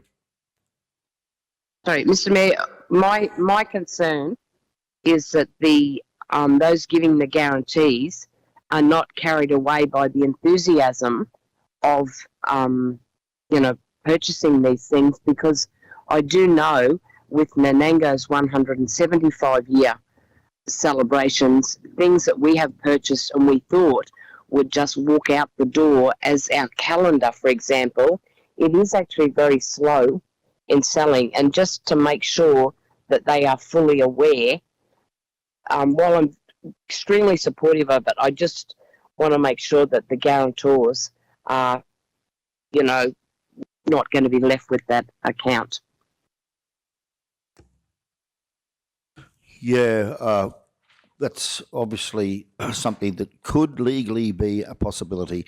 Councillor Jones. Yeah, in regards to, through you, Mayor, Councillor Erkins' concerns, I think that what GM Jarvis has just touched on has put me to ease the concerns a little bit, in the fact that there is a 12-month extension option there for them. If they can't do it in 12 months, the books can continue to be sold and all that sort of stuff, and it can be extended over another 12 months interest-free. So I think that within 2 years, I think that organisation will be more than capable of securing those funds. And again, what the GM said as far as the staff and feeling confident that it's a low-risk loan, I'm happy to back the staff in their recommendations. So, yeah. Thank you, councillors. Let's go to the vote. Those in favour? Councillor Atkins. Yes, Mr Mayor. Okay, that's carried unanimously. Moving on to the next item, which is the monthly financial information third quarter budget revision, 101. Recommendation is that the monthly financial report, including capital works and works for Queensland, as at 30 April 23, be received and noted. That in accordance with section 173 of the Local Government Regulation 2012, the revised 22-23 operational budget be adopted. That in accordance with section 173 of the Local Government Regulation 2012, the revised 22-23 capital budget be adopted. Do we have a mover? Councillor Duff, seconded Councillor Jones. Thank you both. Speakers? Councillor Duff, no. Councillor Shoemaker. Just a question, certainly just reading through the report, that our capital expenditure program is currently sitting at 15.558 million in actual expenditure, equating to about 46.8%. And I know there'll be some committed there. And I see you've revised the CapEx report, just I guess an update for council in terms of the capacity to deliver on what's actually been revised. And is there anything council should know about that revised CapEx program? Anything that we've committed to the community that won't be delivered that we don't currently know about? Yeah, through Mr. Mayor, we prepped for this one yesterday as well, on based on those numbers. So when this report was run, and I'll probably just talk to the Works Department, councillor, if that's okay. It was run at Kevin and his team are at 58%. They are now at 72% complete since this was run. We expect that at this stage we're targeting a practical completion of around that 89-90%, somewhere in around there. We'll have works in progress with some of the reseals where the prep work's been done, where we've had that delay with flood damage.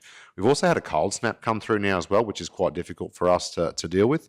What happens with the reseal is that you have to put kerosene in the tank, which is not a good thing on the top layer. So we expect that there will be a couple of reseals delayed, and I'll just pull that list up for council, just so we currently have a project on Haley Street, River Road, Runnymede Road, Toromeo Old S Road, and Kingaroy First Avenue. So those seals will obviously be delayed. Just for council's interest in relation to the First Avenue reseal, we've run a it was one of the projects that has got a combination of Reaper on it. We will bring back a further report to council to see how they want to proceed with that project. Similar to the other ones where we look to put some more money in or combine the Reaper with the council works to get a better outcome. We're currently finalising that design and in discussion with the guys there yesterday. I think there's an option there for council to do some additional works to get a better outcome on that road as opposed to doing the minimum. So that's one that we'll bring back through. So with that, currently we also expect that we will receive, and I won't hang my hat on it, but we're expecting to see savings around 400 to 500,000 across the program also in addition. So we're currently budgeting those through. So what that will see is a reduction in the overall spend, the overall budget, probably at the fourth quarter or at the end of the financial year, with works in progress, and we're probably targeting a practical completion between probably 89 and 91% as of yesterday. So there's a lot of money coming through at the moment for completion. So particularly the savings, I'll just identify for councils along that resheeting program. So when you see that there, it's we've had a combination of Reaper works in conjunction with that as well. So that'll offer a capital saving for council to either return that to its bottom line savings, or look to make other options with that value. So yeah, very happy with the progress since the second quarter. I think we've been a bit more realistic around what we're doing, and I think we're in a much better space for that. I'll just give council an update on council advanced, the advanced design program for James and his group. At the moment, we have a large package of designs out. We expect that we'll have some probably 8 to 10 projects coming online in probably the second week in July for next year's program. So that's a huge outcome for us to get a start early. So we're starting to prep for those works now. So I think that's been a very good thing that we can get on the capital early in the program. So Thank you. And just in terms of your department, General Manager O'May, and certainly GM Susan, if there's anything that's changed for you from a plant and fleet point of view. Yeah, thank you. Through you, Mr. Mayor. Yeah, so we just reviewing the figures. We're probably around 55% completion at the moment. We have got a number of larger projects and commitments in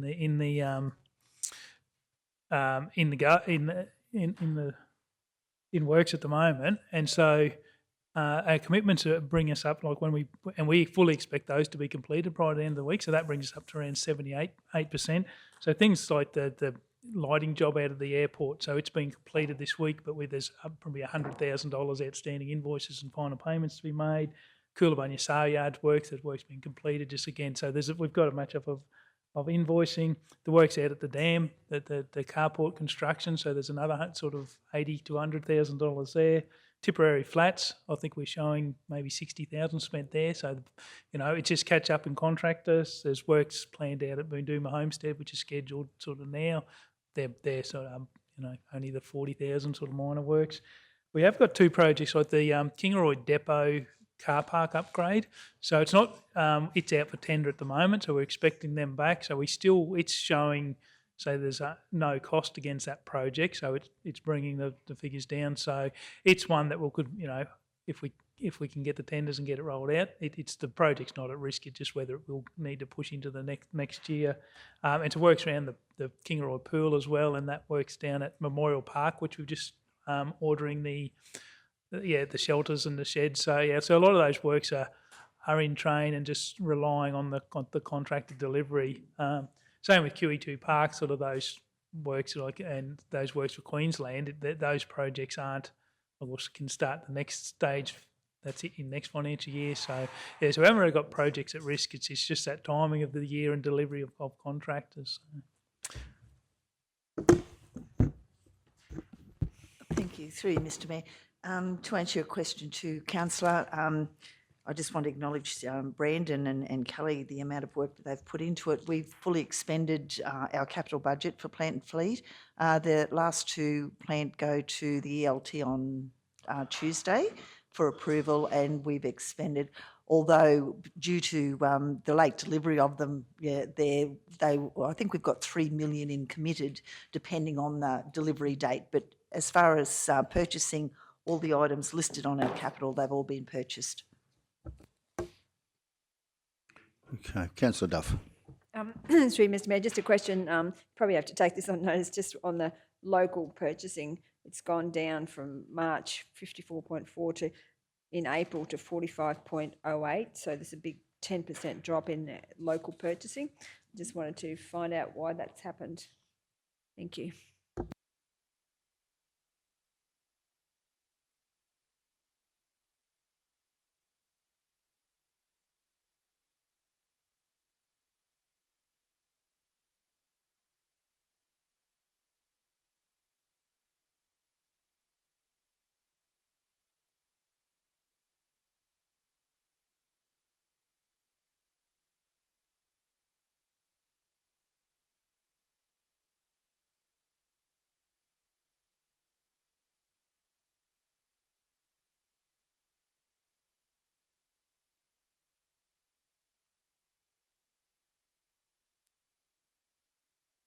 Sorry, Jeremy Jarvis, are you answering the question?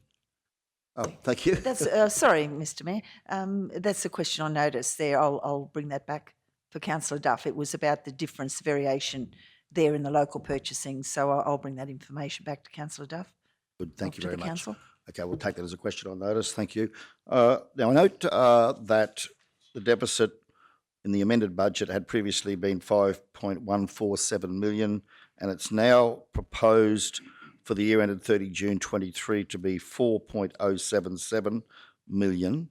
Then just referring to page 112, where we can see that services, if I could specifically just ask the question around services, the amended budget for that is 17,292,000 approximately, but we've actually spent 21,947,000, which is 127% of the allocated budget. Now, I can see there's some explanations there as to that in relation to timing and also prepayment journals that need to be accounted for at the year-end accrual adjustments. Can we get perhaps some more information around that? So specifically, are we likely to come in on budget there, or is there a risk that that's going to blow out and thereby increase our deficit? Through you, Mr Mayor, we can certainly come back with more information there. You'll see the change in our, from the third quarter review, the I think it's about a 600,000 decrease in our deficit there, and that's due to revenue, the extra revenue that we've got from the dams and miscellaneous business activities of council. So that's where the movement in the 600, and you'll see there the 4 million also there with the prepayments and that. But we will certainly come back and break that down further for your information, unless Manager Kerry. Yep. Through you, Mr Mayor. So just to go into more detail from General Manager Susan. So in that services, a lot of the increase there is relating to our flood damage. So when we do our quarterly reviews, we look at what we've currently spent at the moment, because we don't really 100% know the value of what we're going to be doing for the rest of the year. So we basically bring that up to actuals for that budget. So that's why you'll see the actuals there at the moment might be the 21.9 million. So in the third quarter, that amended budget will actually be up closer to that 21.9 million. So it will just continuously keep going up, but then the income will also go up because it'll cover off on that QRA work. So the additional income over and above the amended budget, which at this point is about 4.7 million, will be offset by additional income under the QRA's flood funding arrangements. Is that correct? Yes, correct. Right. So we shouldn't see any impact on the bottom line as a result of that increase in expenditure in services and materials. Yes, that's correct at this point in time. From the information we've got, that it would just be an offsetting. So our expenditure will increase, but we'll have extra income. Most of the areas that we have been looking at all seem to be within the realms of where we expect for budget for them to land for end of June at this point in time. Okay. Further speakers? No? Shall we go to the vote? Those in favour? Carried unanimously. Yes, Mr Mayor. Thank you, Councillor Ricketts. Sorry, I jumped the gun there. Now, moving on, 10.9, register of fees and charges 23-24 is at 153.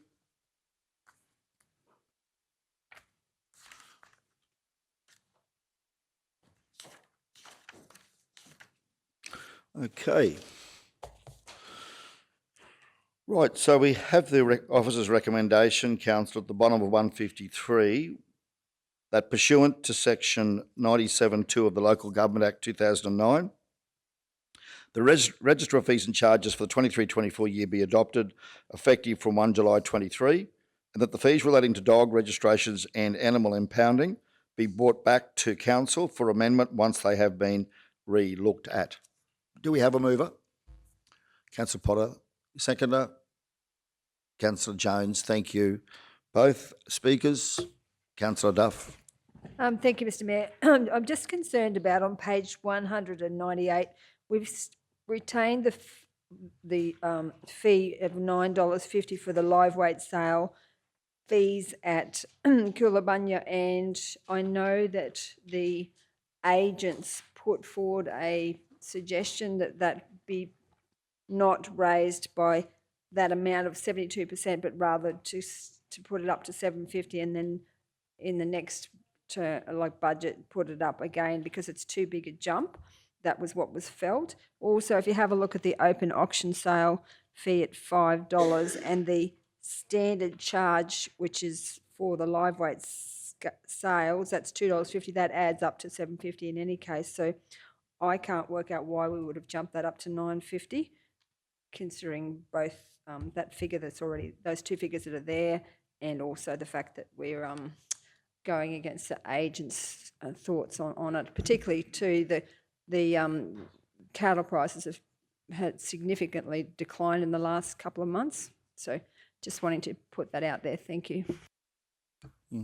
Thank you, General Manager. So we're just referring to page 198 here, Council, the livestock selling fees, and we'll go to General Manager O'May. Thank you. Yeah, through Mr. Mayor. Yeah, so those were discussed at a budget meeting, so and we did. So we would review them. So can I suggest that they'd be added into with the dog registration if we wanted to have another look at it, because we did when we were talking about them in the fees and charges. There was a couple that we wanted to go back and review. So, Thank you, General Manager O'May. So, Kimberley, I wonder if we could put in there relating to livestock selling fees. Yeah, or livestock. Yeah, livestock fees, perhaps. Sorry, just in point 2, perhaps, could we? Sorry, Kimberley. Yeah, point 2, that the fees relating to livestock,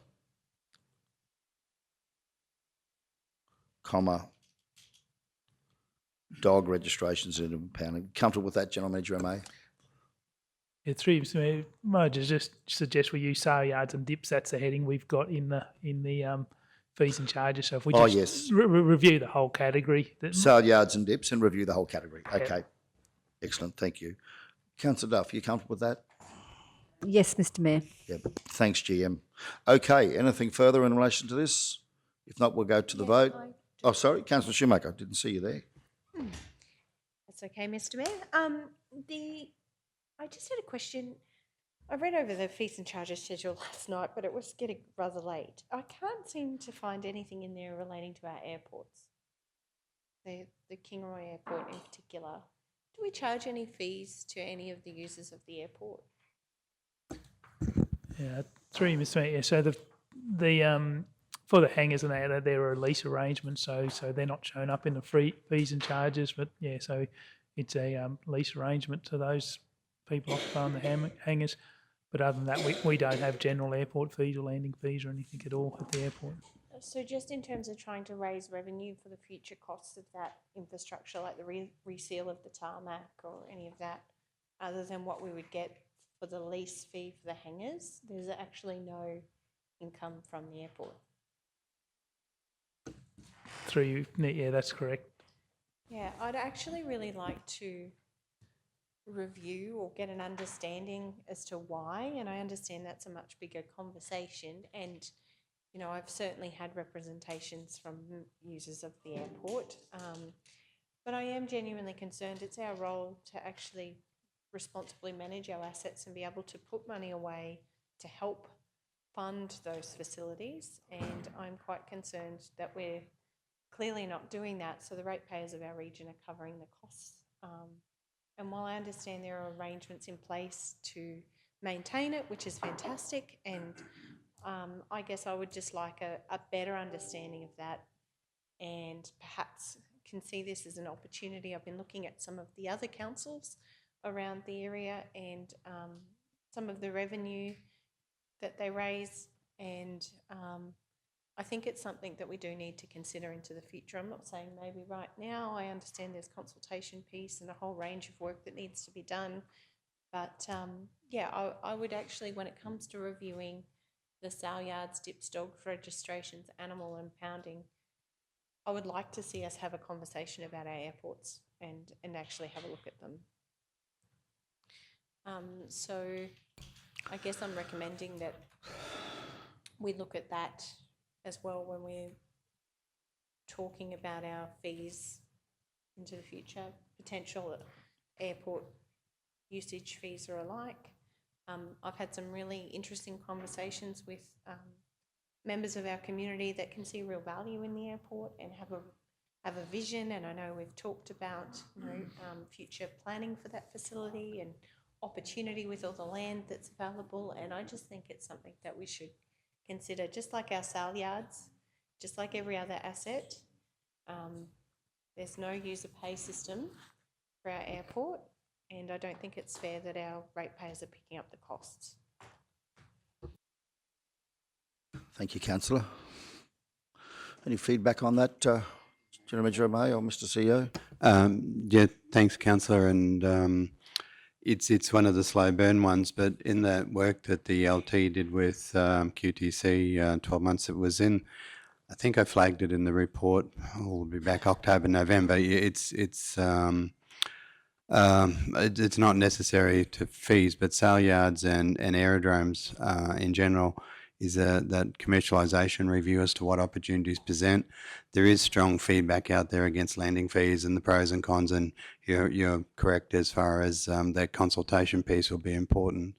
But I am looking to, when we bring up the draft corporate plan, is add a couple of lines in it this year as far as progressing those that commercialisation, again, there's no inference, there's actually no decision made, but progressing that commercialisation discussion and what opportunities.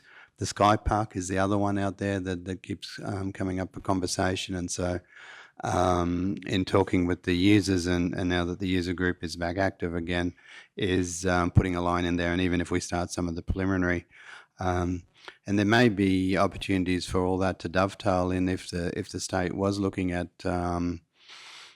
temporary accommodation with homeless and things like that. There's a perfect area there for eventually a future Sky Park where we might be able to partner with this, and this is all the blue sky dreaming, but there'll be a line put in the operational plan, which probably won't look very impressive, but it's to pick up this sort of discussion. Thank you, Mr. CEO. Anything further, councillors? Okay. Let's go to the vote. Those in favour? Councillor Erkins? Yes, Mr. Mayor. Thank you very much. Carried unanimously. Let's go on now to 11.1, Rogers Drive operations at 211. Recommendation is that the operations of traffic movement at Rogers Drive, Kingaroy, remain in its current configuration and the council write to the relevant landholders advising of council's position. Do we have a mover? Councillor Jones, seconded. Councillor Potter. Speakers? Go to the vote. Those in favour? Councillor Erkins? Yes, Mr. Mayor. Carried unanimously. Thank you. 11.3, April 23, Infrastructure Standing Committee meeting notices of motion at 213. Recommendation is that the South Burnett Regional Council note the indicative cost of each item in this report and consider this in its budget deliberations for 23-24. Do we have a mover? Councillor Jones, seconded. Councillor Henson. Speakers? Councillor Duff. Just a question through you, Mr. Mayor. Have all those items been put into the 23-24 budget for consideration at this point? Are they all in the capital program? Through you, Mr. Mayor, I believe that they'll put in at the last budget committee meeting. So I just note to the one about the medians, councillor, they're getting measured up today. Thank you. Further speakers? To the vote, those in favour? Councillor Erkins? Yes, Mr Mayor. Carried unanimously, thank you all. 12.1, notice of motion, Mergen Water Tower Mural 214. Recommendation from the committee is the South Bennett Regional Council approach the Mergen Business and Development Association as to them engaging with the Mergen community as to options for the design, painting and funding of a mural on the council water tower on the Bunya Highway at the Western Town entry. Do we have a mover? Councillor Duff, seconded Councillor Potter. Speakers? To the vote, those in favour? Councillor Erkins? Yes, Mr Mayor. Carried unanimously, thank you all. Okay, 15.1, additional shade for Coronation Park Wondai at 216. Recommendation is that South Bennett Regional Council work with the Wondai Lions Club to raise funds for a shade shelter over the barbecue and additional shade structures in Coronation Park Wondai. Do we have a mover? Councillor Duff, seconded Councillor Henson. Speakers? To the vote, those in favour? Councillor Erkins? Yes, Mr Mayor. Carried unanimously, thank you all. 15.2, Kingaroy Memorial Park Master Plan, demolition and installation of new shelters, table settings and barbecues at 217.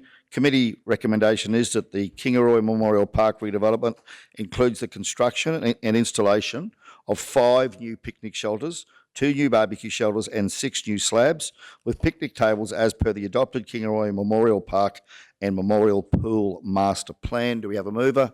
Councillor Shoemaker, seconder. Councillor Potter. Speakers?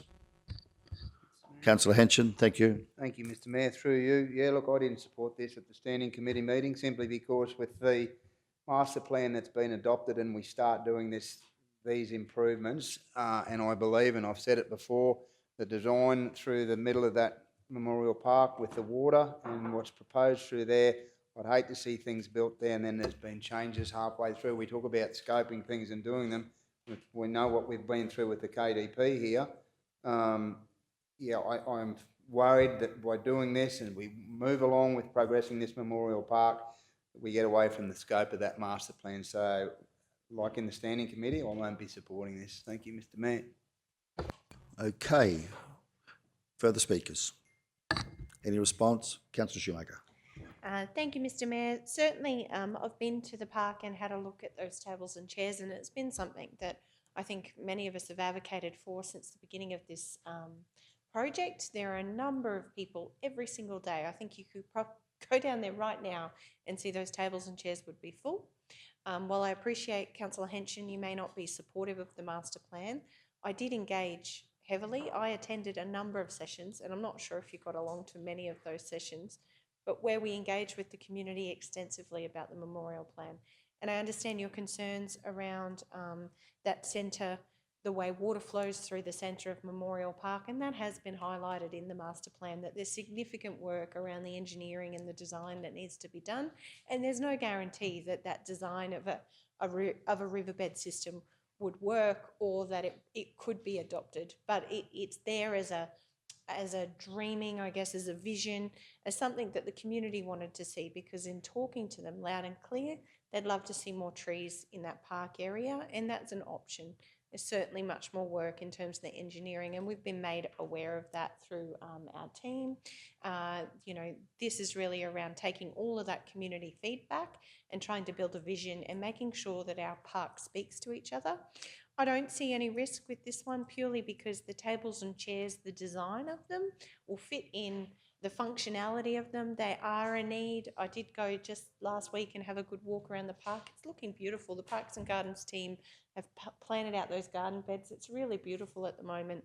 But those picnic shelters, there's no shelters, there's just trees, and the seats themselves are yucky. They've been smashed. They're consistently vandalised. People are consistently carving their initials and things into them. I think some fresh furniture there for our community is really important. And I think whatever we put forward, the purpose of the master plan is to make sure that it speaks to each other, so we don't end up in a situation where we've got 5 different park benches in the park. And from what I've seen and the work that's been done, I think this will be a great improvement to Memorial Park and one step closer to making it more functional for our community, a space that's actually used every single day. And I can assure you, in the community conversations that were had, people of all ages, young and small, really do value that park and the time they spent in it, and the picnic nodes were an important part of that. So I think this is a wonderful opportunity, and I look forward to many more birthday parties and community celebrations and family picnics in this exact area, because that will continue regardless of what master plan we put in place. Councillor Henson. Thank you, Mr Mayor. Yeah, I'll be quick. I'm merely reiterating the primary producers and the rural people, Councillor Shoemaker, and their argument is, and they've said to me repeatedly, I'm sure everyone in this chamber has fixed our roads so we can get to them parks to start with. My concern with the shelters and the slabs, and we've seen in Mergen where the shelters over the tables there, one, the slabs weren't level where they held water, so I'm sure that that will be addressed in the installation of these slabs. And two, I'm a little astounded by the shelters on those slabs in Mergen. They don't even go outside the slab of concrete. So when it rains, that water goes directly down onto the slab. So I hope in the master plan that that's been taken into consideration, and the same doesn't apply for Memorial Park if this gets adopted. So they're my concerns, and just the residents of the region. Yeah, look, simply voicing my constituents and Division 6 as to their thoughts on it. And as I've said, and I'll stand here again, that development and design of that water course down through the middle of it, how much is that going to cost the ratepayer when we're down there cleaning that out of debris if it goes ahead in that design? I'm astounded, and there's been a gentleman comment about the safety issues there. So merely, Councillor Shoemaker, just bringing to the table what I've been in conversation with. No, I didn't attend all or many of those Memorial Park ones, and appreciate the work that's gone into it. Just voicing the ratepayers and voters' opinions. Thank you. Okay, further speakers? Councillor Potter. Yeah, thank you, Mr Mayor. Look, I think this is a great idea. To be quite honest, I don't think we're ever going to see the redevelopment of the Memorial Park in my time in council. I think it's something that's going to be, we know we don't have the money for it. So I don't think it's, unless we go down to Canberra and they offer us, you know, an abundance of money to do the park, but I can't see that happening. But look, I think this is a really good start for Memorial Park, and it's really going to change the look of the park.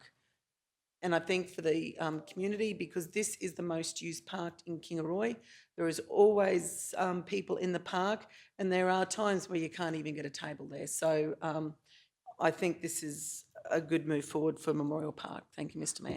Thank you, Councillor Potter. Okay, any further speakers? Let's go to the vote. Those in favour? Councillor Erkins? Yes, Mr Mayor. Okay, thank you. Those against? Councillor Henson. That's been carried, 6 votes to 1. Thank you all. Okay, next item is dump point for Wandai Showgrounds.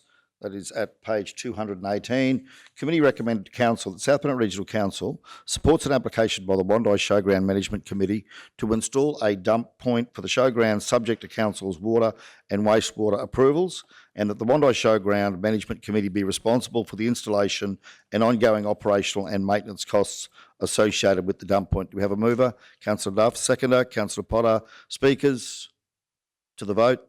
Those in favour? Councillor Erkins. Yes, Mr Mayor.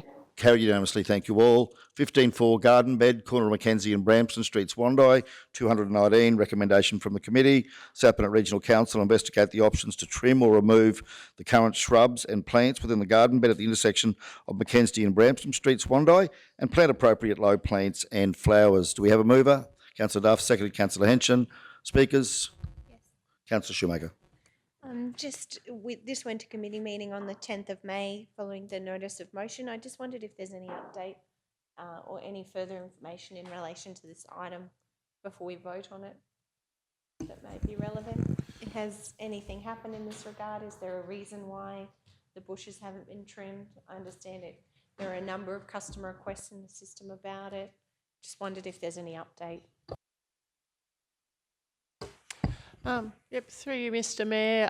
Parks and Gardens have investigated the plants and the health of them. There are some conifers there that are actually showing signs of symptoms of deterioration. Will they die? Over time they may, but there's some big dead sections in there. Our recommendation is probably not to actually prune them back because they are a fair age. There's a lot of old wood in the stems, and just pruning that back, you're just going to leave that open for diseases and pests. And they're really not that tall at the moment, so they're only approximately 1,200 in height. So pruning them back, are we going to prune them back to probably 400 in height? Our suggestion will be removal of them and plant out with a more suitable plant. And as I said, there are signs of some of the conifers deteriorating, so it's probably time to revamp it. But we have not costed that out and actually brought back a full costing for that at this stage. But yeah, that's something that we thought we would do, depending on the outcome of this motion, on actually designing something up and costing that out at a later date. And just the discussion we'd had on the 10th of May was that there's no budget allocation for replanting of gardens like this, established gardens as such. I guess I'm just keen to understand more about that into the future, because I know there are many gardens like these around the region that sometimes just are forgotten about or just not seen as much of a priority. I don't know whether I'd like to understand more, and it can be a question on notice in terms of our operational budget. I know the team grow a lot of their own plants. Is there an allocation or money available that enables our people when things like this happen? I suspect it hasn't been done, maybe because of that, because there may not be the money in the budget to buy new plants for all the gardens that they would like to plant up in the region. So I guess I'd just like to know more from a strategic point of view. Do we have a budget allocation to replant garden beds like these? How are they identified? And do you keep a running list, or and do we grow our own plants? Are there opportunities here maybe for improvement across the region? Just question marks for me. I certainly appreciate the work the team does, and it was interesting talking to them at some of the recent barbecues, how often they'll do something really great and how often people will complain if it's great and complain if it's not great. I think our Parks and Gardens team are on the front line. I was absolutely amazed at some of the commentary that's shared with them daily. They're in trouble for watering the garden, in trouble for not watering the garden. I think they're often between a rock and a hard place. So I want to understand more about how we can better support them and the work they do in the community. Through you, Mr. Mayor, yes, we would take those questions on notice. It's something that we want to be working through over the next 12 months, to be honest, to getting a better understanding of all of those sort of costs involved. And it's not just the planting, it's also the ongoing maintenance. So depending on the option of what we plant it out with will impact on our maintenance program going forward. So we're very mindful of that, making sure that we make good choices in plant species, but also watering systems to ensure that the plants have great survival long term and minimise our maintenance costs for the organisation. So, and the other project with this is your discussions around your CBD for Wandai. We're probably not so keen to plant this out and then 6 months, 12 months later we're doing a CBD upgrade, and we're actually going ahead with a new planting design for Wandai, and then this garden won't really marry in with your new CBD plans. So I think what we plant there at the moment will be short term. Let's refresh it, and then long term we'll see what it looks like through your CBD plantings as well. But happy to take your question on notice about operational costs in our budget for parks in plantings. Okay. Yeah, thanks very much for that report, Manager. I have put a customer request in, as you would well know, to have that garden refreshed, if I could use that word. on the basis that the Reserve Forces Day is being held there, I believe, early July. It's the only one in Australia that still happens to acknowledge and pay our respects to our Reserve Forces personnel. So it's a really special day for Wondai. The march starts right in front of that garden bed, and it's significant enough that the Governor of Queensland, Dr. Young, will be attending. So I think it would be nice if our council could support the Wondai community and the RSL by having that garden looking as best as possibly can in advance of early July when that event takes place. So I look forward to the response on that customer request. Thank you, Manager. Okay, further speakers? No? Shall we go to the vote? Those in favour? Councillor Erkins? Yes, Mr. Mayor. Carried unanimously. Thank you all. Okay, we'll move on now to 15.5, Workforce Participation Fund, growing the Workforce Participation Fund round 2 application at 220. And we have a recommendation there that South Burnett Regional Council apply for funding under the Growing Workforce Participation Fund round 2 for 2 positions to work within council swimming pools and parklands for a 12-month period. Do we have a mover? Councillor Duff, seconded Councillor Potter. Speakers, Councillor Potter. Yeah, thank you, Mr. Mayor. Look, I'd just like to say thank you to the staff and like to commend them for actually finding these grants that are coming about. Now, we've had a lot of grants that they're applying for coming through to council. So, you know, this is great for us as a council if we're successful with these grant applications. So, and this is, I just seen to just about every council meeting lately, there seems to be a new grant coming forward that they're applying for. So, and I think that's wonderful. And it just shows that we're out there and we're looking for the money. Thank you. Yes, thank you, Councillor. Let's hope we're successful and we can see and we can see those positions in place at the Morgan and Wondai swimming pools. So thank you, Manager. Okay, so let's go to the vote on this one. Those in favour? Councillor Erkins? Yes, Mr. Mayor. Carried unanimously. Thank you all. 15.6, Boondooma Community Centre, condition assessment at 239.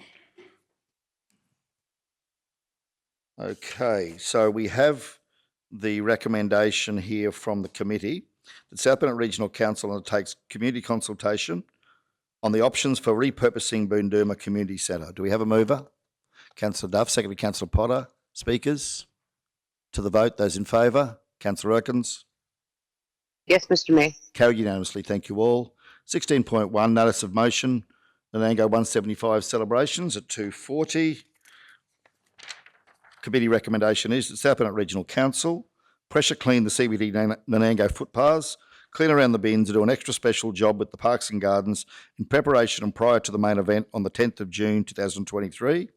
Provide a marquee to sell merchandise, provide a full bin service for the day in consultation with the committee, and place planter boxes with bright flowers in the streets to add colour to enhance the streets for the celebration as requested. Do we have a mover? Councillor Duff, seconded Councillor Potter. Any speakers? Mayor, I was absent during this one, and my only question is just so with the minutes, so who are we providing the marquee to? So that's not council selling merchandise out of a marquee, I take it? My understanding is that council would provide the marquee and that the community or the committee would sell the merchandise. Councillor Duff, could you clarify So with that Mr. would be CEO, please? NAPTA? Yeah, it was through NAPTA, yep. We just add there, Kimberley, provide a marquee to NAPTA to sell merchandise. Yep. For their sale of merchandise. Yeah, just Mr. Mayor. Thanks, Mayor. Otherwise, it just reads that we're providing a marquee to sell merchandise, and I just wasn't quite sure whether it was us or another community group or who it was. Thank you, Mr. CEO. Councillor Erkins. Through you, Mr. Mayor. I believe that the information centre does have some merchandise for the 175 years, and I believe that was the merchandise that the committee were thinking council might come up and sell. But NAPTA themselves only have calendars and medallions for it to sell. So can we clarify there, Councillor, is the intention that NAPTA would be selling merchandise that comes out of the Nanango Vic, out of the Nanango Energy Centre? No, I believe that they were thinking that council would be selling some of that merchandise there. Right, well, that certainly is different to what we're thinking. Mr. CEO. I'll look to the general manager or without, do we know we're selling merchandise? As I said, my apologies because I wasn't here for the debate. But when I read that, I thought, as sure as eggs, for this exact same reason that this conversation is happening now, we'll get to the day and someone will go, who's doing what? I'll just add to that, Mayor, if it's us doing it, why are we putting a resolution in for a book to sell merchandise? Yeah. Thank you, General Manager. Anything to add, General Manager? Okay, our councillors, Councillor Jones? Yeah, sorry, I jumped the gun here, Councillor Potter. We had this conversation where it was stated that we would propose to ask some of our council staff to go there and sell merchandise, and I said I didn't think that was fair. So that part of that, the motion, the original notice of motion, whatever that was put forward, we dropped that out. And I said that if anybody from council should be going there to help them sell merchandise, it should be us as councillors, not asking and wanting staff to go there. So, yeah, so I won't support anything in there that says that council is going to sell merchandise out of a marquee provided. Happy to go there as a volunteer and help them, but I don't, if there's anything in there saying that we ask staff to go there and sell merchandise on that particular day, I won't support it. And that was the whole conversation we had in our standing committee moving forward, that we would give them the marquee and they would organise to sell the merchandise on their own. So Mr. Mayor? Yeah, thanks, Councillor Atkins. Mr. Mayor, I believe the merchandise we're talking about is merchandise that actually belongs to council, but I do believe there are volunteers from the information centre who would be happy to take that up there and sell, but I believe they need permission to be able to do that. Thank you, Councillor. So, Mr. CEO, yeah, your thoughts around volunteers doing that? Oh,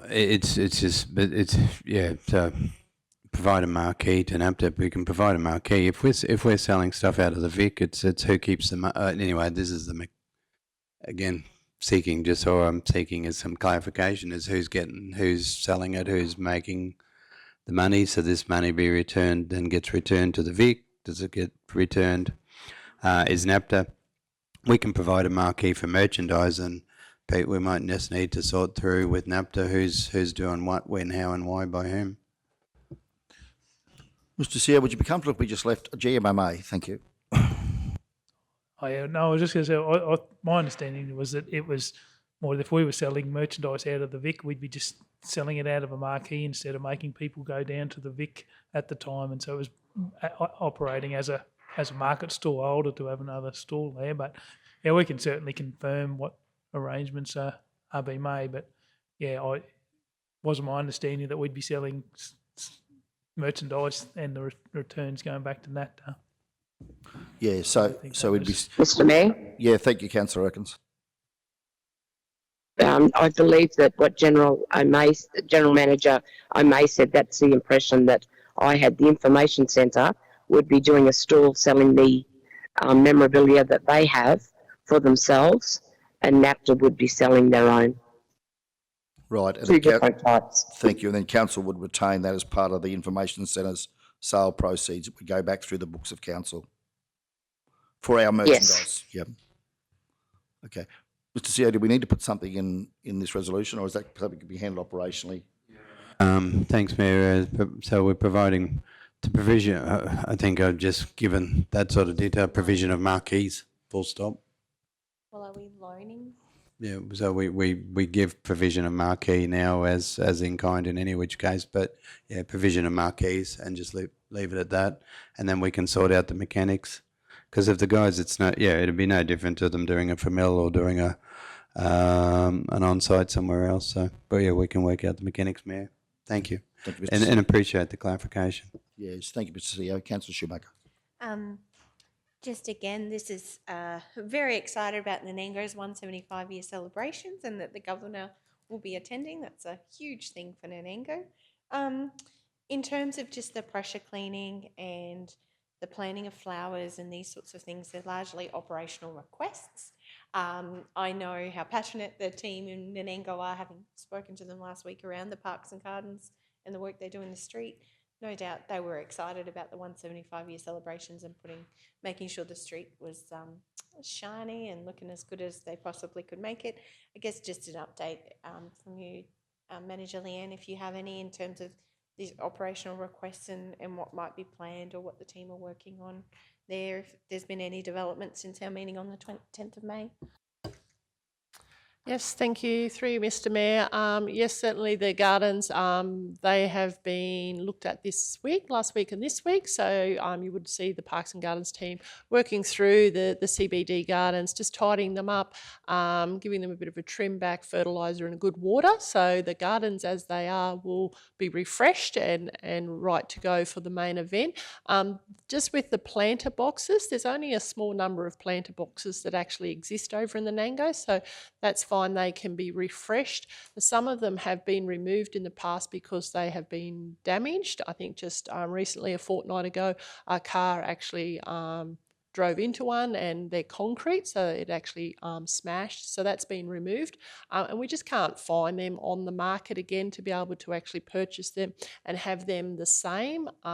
So that's the challenge, is we would be bringing in new planter boxes. They won't be consistent with the others, so it'll look a bit funny. So we're just working through our options there, whether we replace them or just work with the ones that we've got. But and certainly there's some planter boxes opposite the RSL. The RSL have refreshed theirs and we want to do ours on the other side of the street. So no concerns there. Our parks team are all across it and working to meet that deadline. And we'll just need to check on the actual cleaning of the street. There will probably be some spot cleaning going on as well, just to make sure that the street's looking as nice as it can for this event.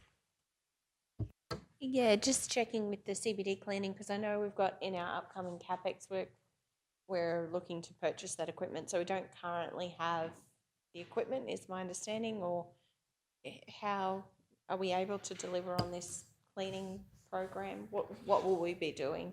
Yeah, through you, Mr. Mayor, yes, we would just use the existing pressure cleaning that we've got within our parks team. So we have pressure cleaning equipment that we utilise on picnic tables and shelters. Part of our winter program right now, we're actually washing down a lot of the shelters. So there's been a lot of mould build up and they start to get a bit daggy and ugly looking. So you'll start to see our teams working throughout the region. So within our parks team at the moment, we have got small pressure cleaners, so that's why I was sort of suggesting it will be spot cleaning. It will be the worst of the areas will get it clean, but some areas, if they are reasonably okay, well, we'll just leave them and move on to the next bit. So that's what we're sort of working towards with the resources that we've got. Further speakers? To the vote, those in favour? Councillor Erkins? Yes, Mr. Mayor. Carried unanimously. Thank you all. 16.2, Toowoomba and Surat Basin Enterprise Membership at 241. Recommendation from the committee is that South Burnett Regional Council renew platinum membership of Toowoomba and Surat Basin Enterprise for the 23-24 financial year. Do we have a mover? Councillor Henson, a seconder. Councillor Shoemaker, speakers. Councillor Shoemaker. Thank you, Mr. Mayor. Just noting, some of the updates in terms of the Queensland Jobs and Energy Plan and the interest in our region in terms of trying to develop new industry or build on existing industry. The Queensland New Industry Development Strategy has just been recently released. I will share it with all of you. I read over it this morning, and I think that collaboration, the reason why I'm talking about that is I think the opportunity to work with TSB and to collaborate with the Darling Downs, build relationships and understanding as we're going through this transformation of the energy industry will be really important. And I know in the engagement we've had with TSB so far, they hold a lot of those relationships. So opportunity, I know Councillor Henson and I attended the Energy Forum last year, and opportunities to participate in events like those and to build relationships and to understand how that renewable energy transformation will roll out in both of our regions and how we share the potential benefits, the economic and social benefits of that will be really important. So I think TSB is a wonderful opportunity. Maintaining that relationship will be really key in the coming year, particularly when you go through that report and the government's interest in seizing industry opportunities with renewable energy, high-value battery manufacturing, critical minerals, biofuels, hydrogen, and materials recycling. I think that's where the real value in that TSB membership lies, in terms of building on our strong foundations and collaborating. Being that we're part of the Wide Bay Burnett, there's few opportunities that exist like this one. So I'm fully supportive of the recommendation. Councillor Henson. Thank you, Mr Mayor. Through you, yes, Councillor Shoemaker.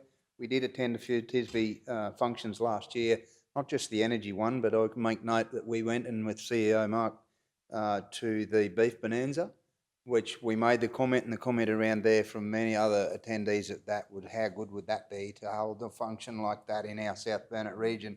And for the people who weren't aware of what that was, they gathered all the feedlot enterprises within Western Downs in an area within the TSB membership and had a night in Toowoomba where they promoted those industries along with their beef, and it was absolutely sensational. And if any council member in this chamber gets an opportunity to go to something related to TSB, I would strongly recommend you go. It's a little bit like our bush councils and our LGAQ.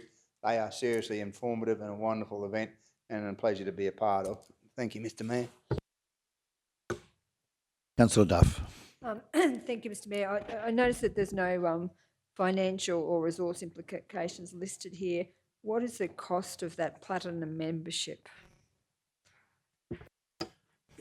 Councillor, it was presented to the Budget Committee and it had the full report at that point in time. I think I missed that budget meeting. Okay, yeah. From memory, I think it's a bit, yeah, I'll just, if council can bear with me, I'll just find the report. Oops.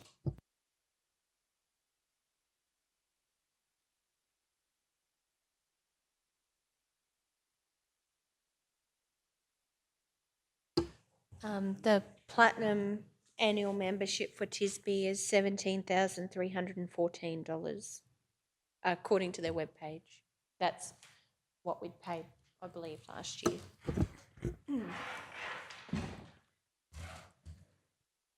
Sure, Mr Mayor, just a supplementary question. Just so we have platinum membership, which is 17,000.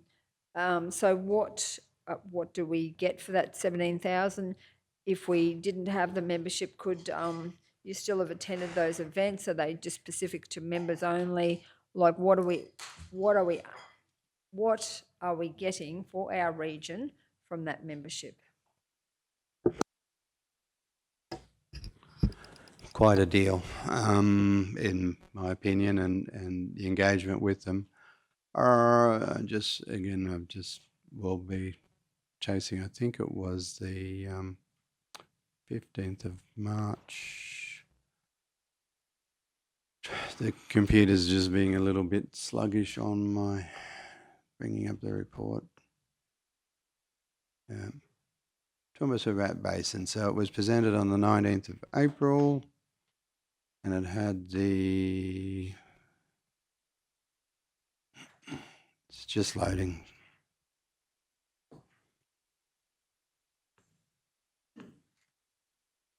Oh, okay, now we've got him. So that was, 19th of April, $17,314 is platinum. I'm reluctant to read the entire list, but access to publications, directory, website assistance, engagement, regular boardroom briefings, invitation to meet elected member, so advocacy, marketing and media and marketing services. Some of the events that council's been involved with is catching up. So TSB welcome meeting, meet and greets in Toowoomba and elsewhere.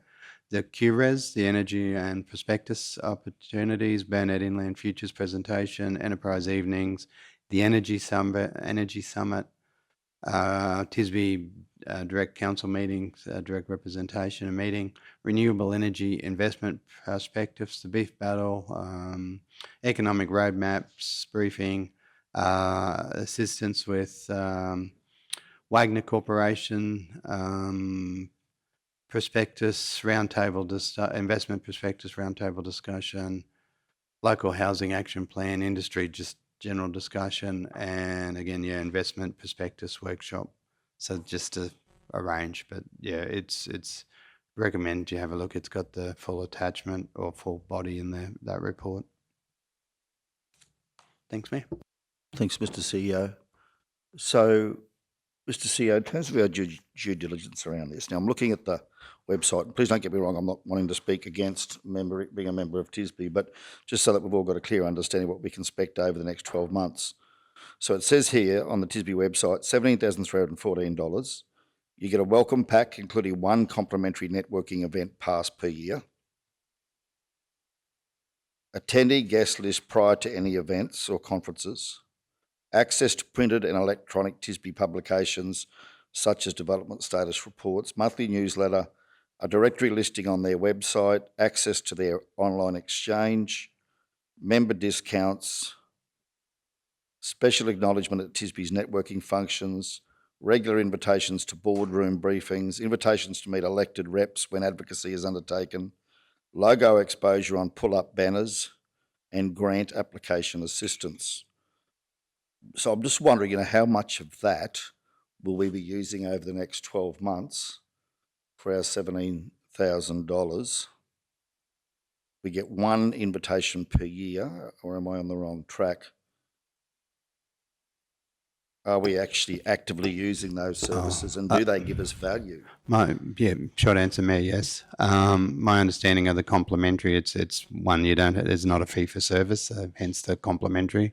We get invited to arrange, so there was about at least, very rudimentary, just trying to count them in on the screen, about 15 different event functions that councillors and myself went to, and not all of us went to everything the same. There were unique opportunities through them that we're invited to, which a number of the boardroom briefings now PowerLink. We had our own meetings with PowerLink, so we did the European Union Ambassador Networking Breakfast in Toowoomba. We were invited and we second, but it just clashed with, I think it was a general meeting or there was some council meeting on that day. And there's been other events like that. So yeah, I don't want to take up too much of the meeting's time, Mayor, but generally the interaction that I've had with them, we reached out just before Ali Davison, the previous CEO, has moved on to a different role, and there's a new CEO. That was just prior to my taking those couple of weeks leave. So I had sent through an invitation, and we'll follow it up now that I'm back for the new CEO to come out and address council about what he sees the role is and continue the interaction. But certainly they've been very good to pick up the phone and just run things and I'll speak from my perspective, just that engagement at industry. Certainly in the health sector, they're very big in the health sector, and some of the work we've done with the private hospital is just pointing Professor Radford into their direction and making those linkages so that they can talk to him as well. Now, I can't tell you what outcome came out of that because, as I said, we were an enabler rather than a direct participant to the exchange and information. For those events you mentioned, such as the Euro breakfast, do we have to pay to attend those, or are they all because it says you get one complimentary networking event pass per year? Same as LGAQ or any of the other events, it's generally fee for service. So my understanding of the complimentary event is that they give you one event where it's free. Again, very a similar model to the LGAQ. With part of our membership, we get a conference registration free. The rest of them are fee for service. Yeah, sorry, I won't go over my 5 minutes, but grant application assistance, we can do that ourselves. Logo exposure on their banners, okay. Invitations to meet elected reps, well, we do a lot of that directly with ministers now. Regular invitations to boardroom briefings, and the list goes on, newsletters and directory listings. Yeah, okay, I'm probably struggling to anyway understand that, but any further speakers on this one? Councillor Henshin, anything to wrap up? I'm not sure, Councillor Jones, you've got your finger on the button. That's like a family feud thing, isn't it? Like,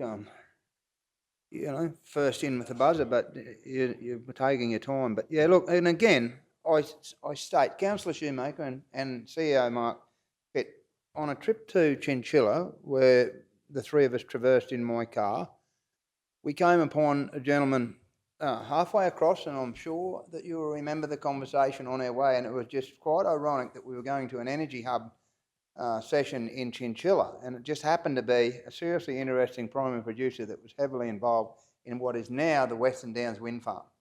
Conversation was had on the side of the road just by chance. Now, we wouldn't have had that if we weren't going to the Chinchilla. I speak about the Battle of the Beef in Toowoomba with the feedlots across the region. And again, the comment made, how good would that be to be able to promote that, something like that within our South Burnett? Yeah, look, as I said before, if councillors in this chambers get that email and get an opportunity to go, they are seriously informative evenings. And again, we don't get as councillors much opportunity, and as Councillor Erkins has alluded to before, outside of what we do here, 24/7, to go out and communicate with our neighbouring councils, be it in any shape or form. And I think what Tisby brings to us and what we can be a part of there with conversation and broadens our horizons with some wonderful conversation, as do the other sessions we go to, be it, and I've said, LGAQ and the Bush Councils. I think this is again another important part of our region and South Burnett being a part of it. And I encourage councillors that haven't been, that if they get the opportunity to go to at least one of these Tisby events, you might be surprised. Thank you, Mr. Mayor. Okay, thank you. We'll go to the vote. Those in favour? Councillor Erkins? Yes, Mr. Mayor. Thank you. We've got Councillor Erkins. Those against? Councillors Duff and Otto, been carried 5 votes to 2. Thank you all. Okay, let's move on to now, where are we up to? Brisbane Valley Rail Trail Festival of Cycling at 2:42, where the recommendation is that South Burnett Regional Council provide sponsorship of up to $2,500 for the Brisbane Valley Rail Trail Festival of Cycling. Do we have a mover? Councillor Jones, a seconder. Councillor Duff, thank you. Speakers? Councillor Jones. Yes, just quickly, Mr. Mayor, I just want to highlight on page 244 that this particular festival used to finish at the head of the rail trail, which is referred to as Yarraman. This year it's going to incorporate running with the Avocado Festival in Blackbutt on the 9th of September, and it's going to finish in Blackbutt this year. So I think $2,500, if we can nail this, it may be a long-term project where we incorporate the Avocado Festival with the Rail Trail Cycling Festival. So I think it's a great opportunity as far as economic value to our region and bringing tourists, and a great way. $2,500 I think is a pretty cheap way to advertise our great region of the South Burnett. So I endorse this to the chamber, and hopefully the fellow councillors will support it. Thank you, Councillor. Councillor Duff.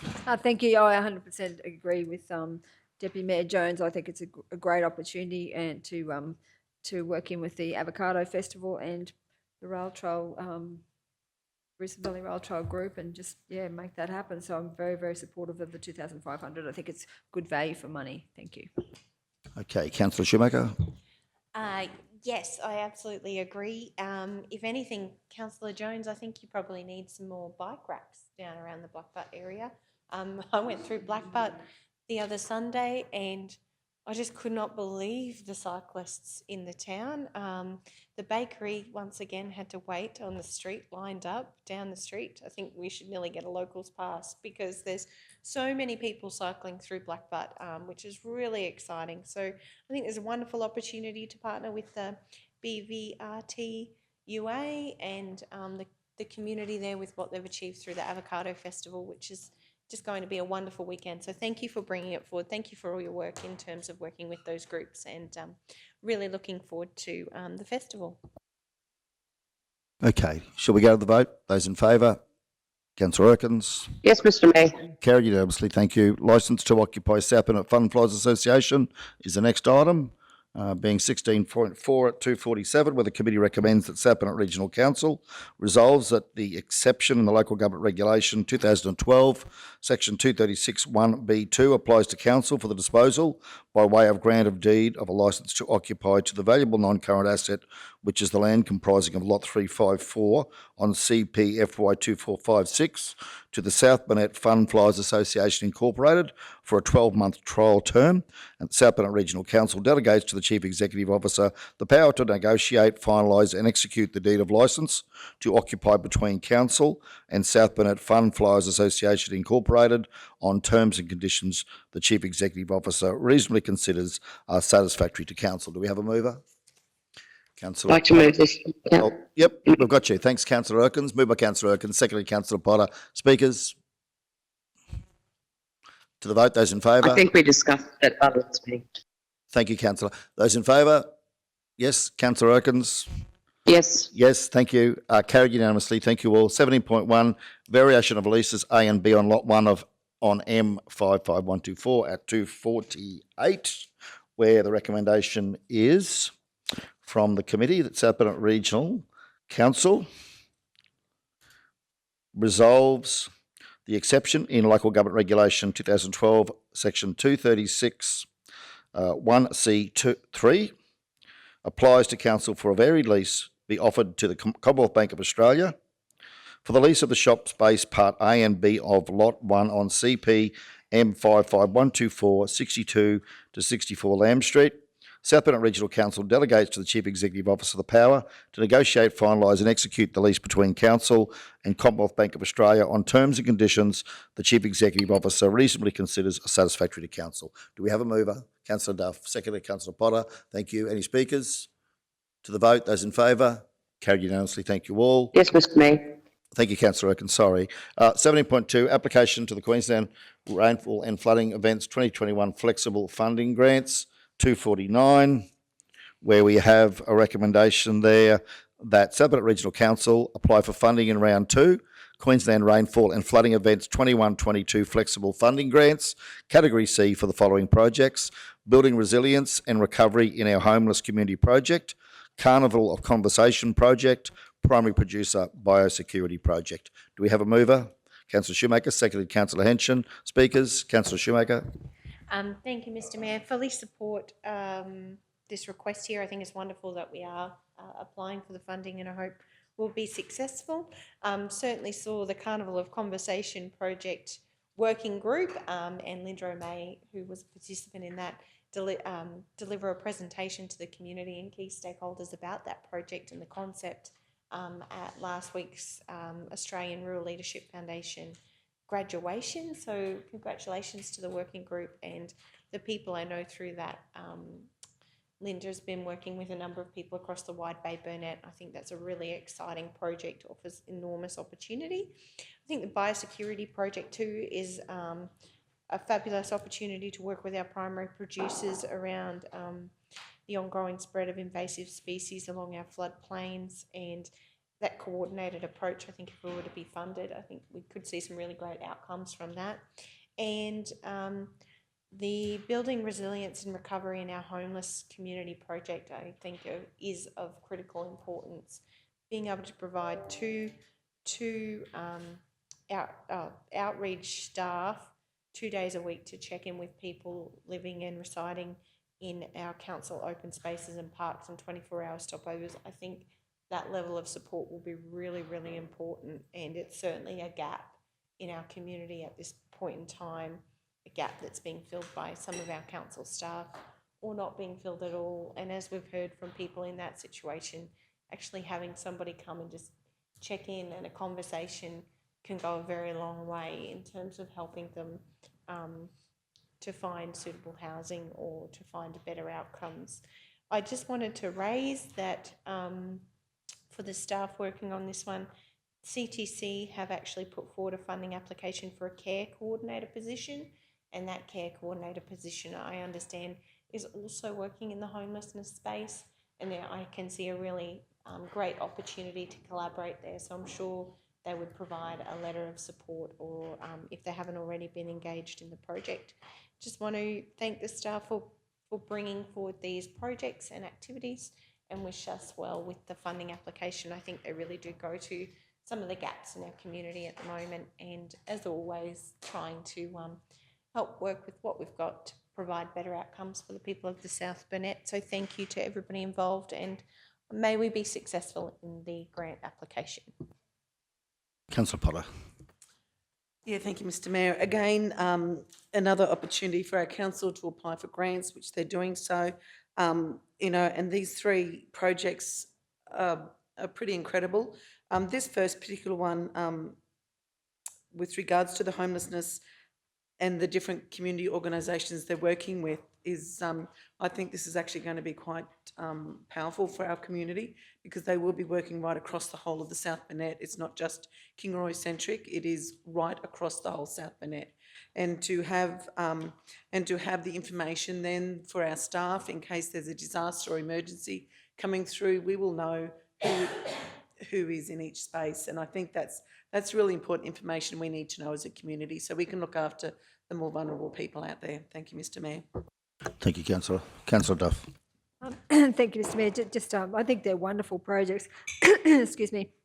So I just wanted to, just find out about the internal working group. What's the makeup of that working group? And, obviously they've come up with wonderful projects, but how does that group interact? Are they just all council staff, or just interested to know how that working? Sorry, Councillor, what page are we on here? It's page 249. It says council has an internal working group focused on homelessness people and its impact.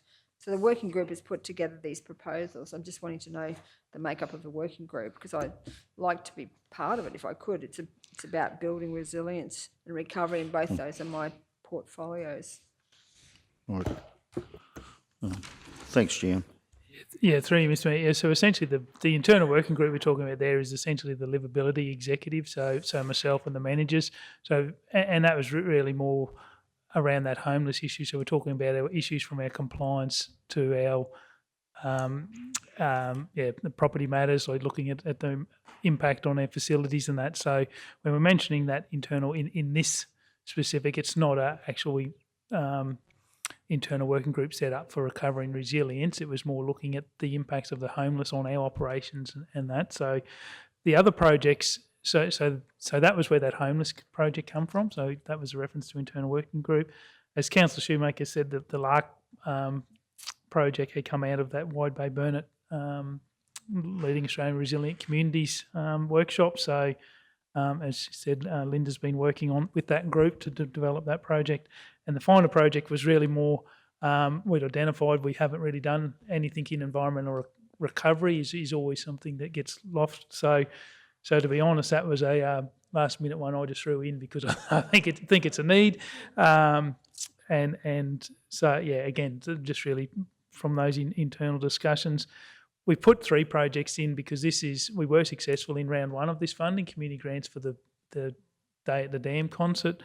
It is up to a maximum of $100,000 funding, but you can put more than one project in, so hence why we've spread it around. But yeah, so that and it is really last minute sort of throwing these together at council because of the funding timelines, hence the short notice.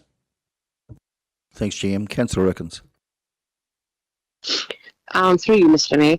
What I'd like to know, Bart, in going through it, are we actually going to be doing anything tangible, or is it just going to be we're going to have meetings and talk about the issues? Because we all know the issues, but just are we going to actually do anything with those issues?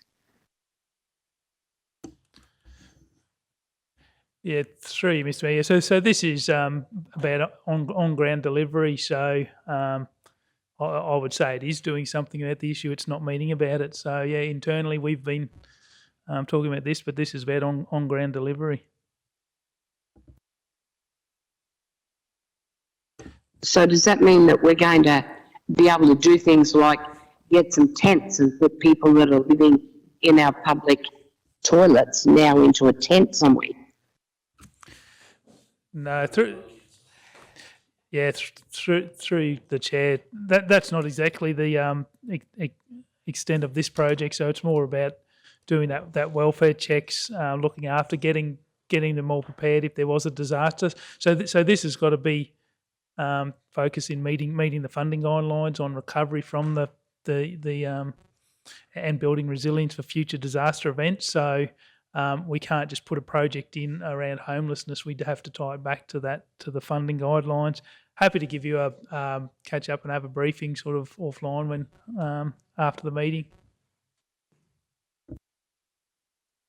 Thank you, Peter. Thanks, GM. So, GM, then on page 251, it says there that service provider, executive and outreach staff will provide 2 days per week as a check-in service to people residing, living rough or utilising council open spaces, and 24-hour stopovers.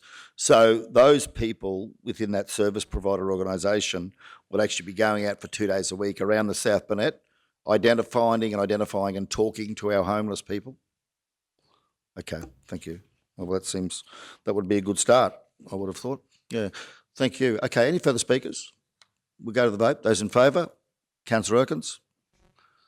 Yes, Mr. Mayor. Carried unanimously. Thank you all. Okay, notice of motion, planter boxes in Mondi at 253. Committee recommendation, South Burnett Regional Council relocates planter box, if still in usable condition, from the front of the closed plumbing works in Mondi to the front of the chemist shop at 64 Mackenzie Street, Mondi. Plants flowers and herbs in the planter boxes to add colour to the CBD area, and approaches the business owners in Mondi to have planter boxes outside their shops and seek agreement to water and maintain the plants. Moved by Councillor Duff, seconder. Thank you, Councillor Potter. Speakers? Councillor Shoemaker. Just a question. Again, this was discussed at the 10th of May committee meeting. I understand some of those planter boxes may not have been, it was questionable what condition they were in. Just note that the staff have been there doing the inspection on the Brampton Street and Mackenzie Street garden, so just seeking any update in relation to this one. Yes, through you, Mr. Mayor. Yes, we have. All the planter boxes have been cleaned, and all of the old flowers have been removed from the planter boxes. All the new soil, it has been some years since we've actually put all new soil into those planter boxes, so that's happened. We're just waiting on this outcome today, and we're certainly going to go ahead and plant those planter boxes out. And there has been some interest from CTC. Some youth are interested in assisting in the planting, so we were going to see what that project looked like. But also then we were going to talk to the business owners about continuing on to care for those plants. The planter boxes themselves, there are a number of them that are deteriorated over time just from people leaning on them, stepping on them. So there are a lot of scratches and dents in the planter boxes, so that can look a little bit ordinary. But once the plants get growing and flow over the edges, we'll probably hide some of those defects on those planter boxes until you complete your CBD. Once again, you know, what you're intending to do down there.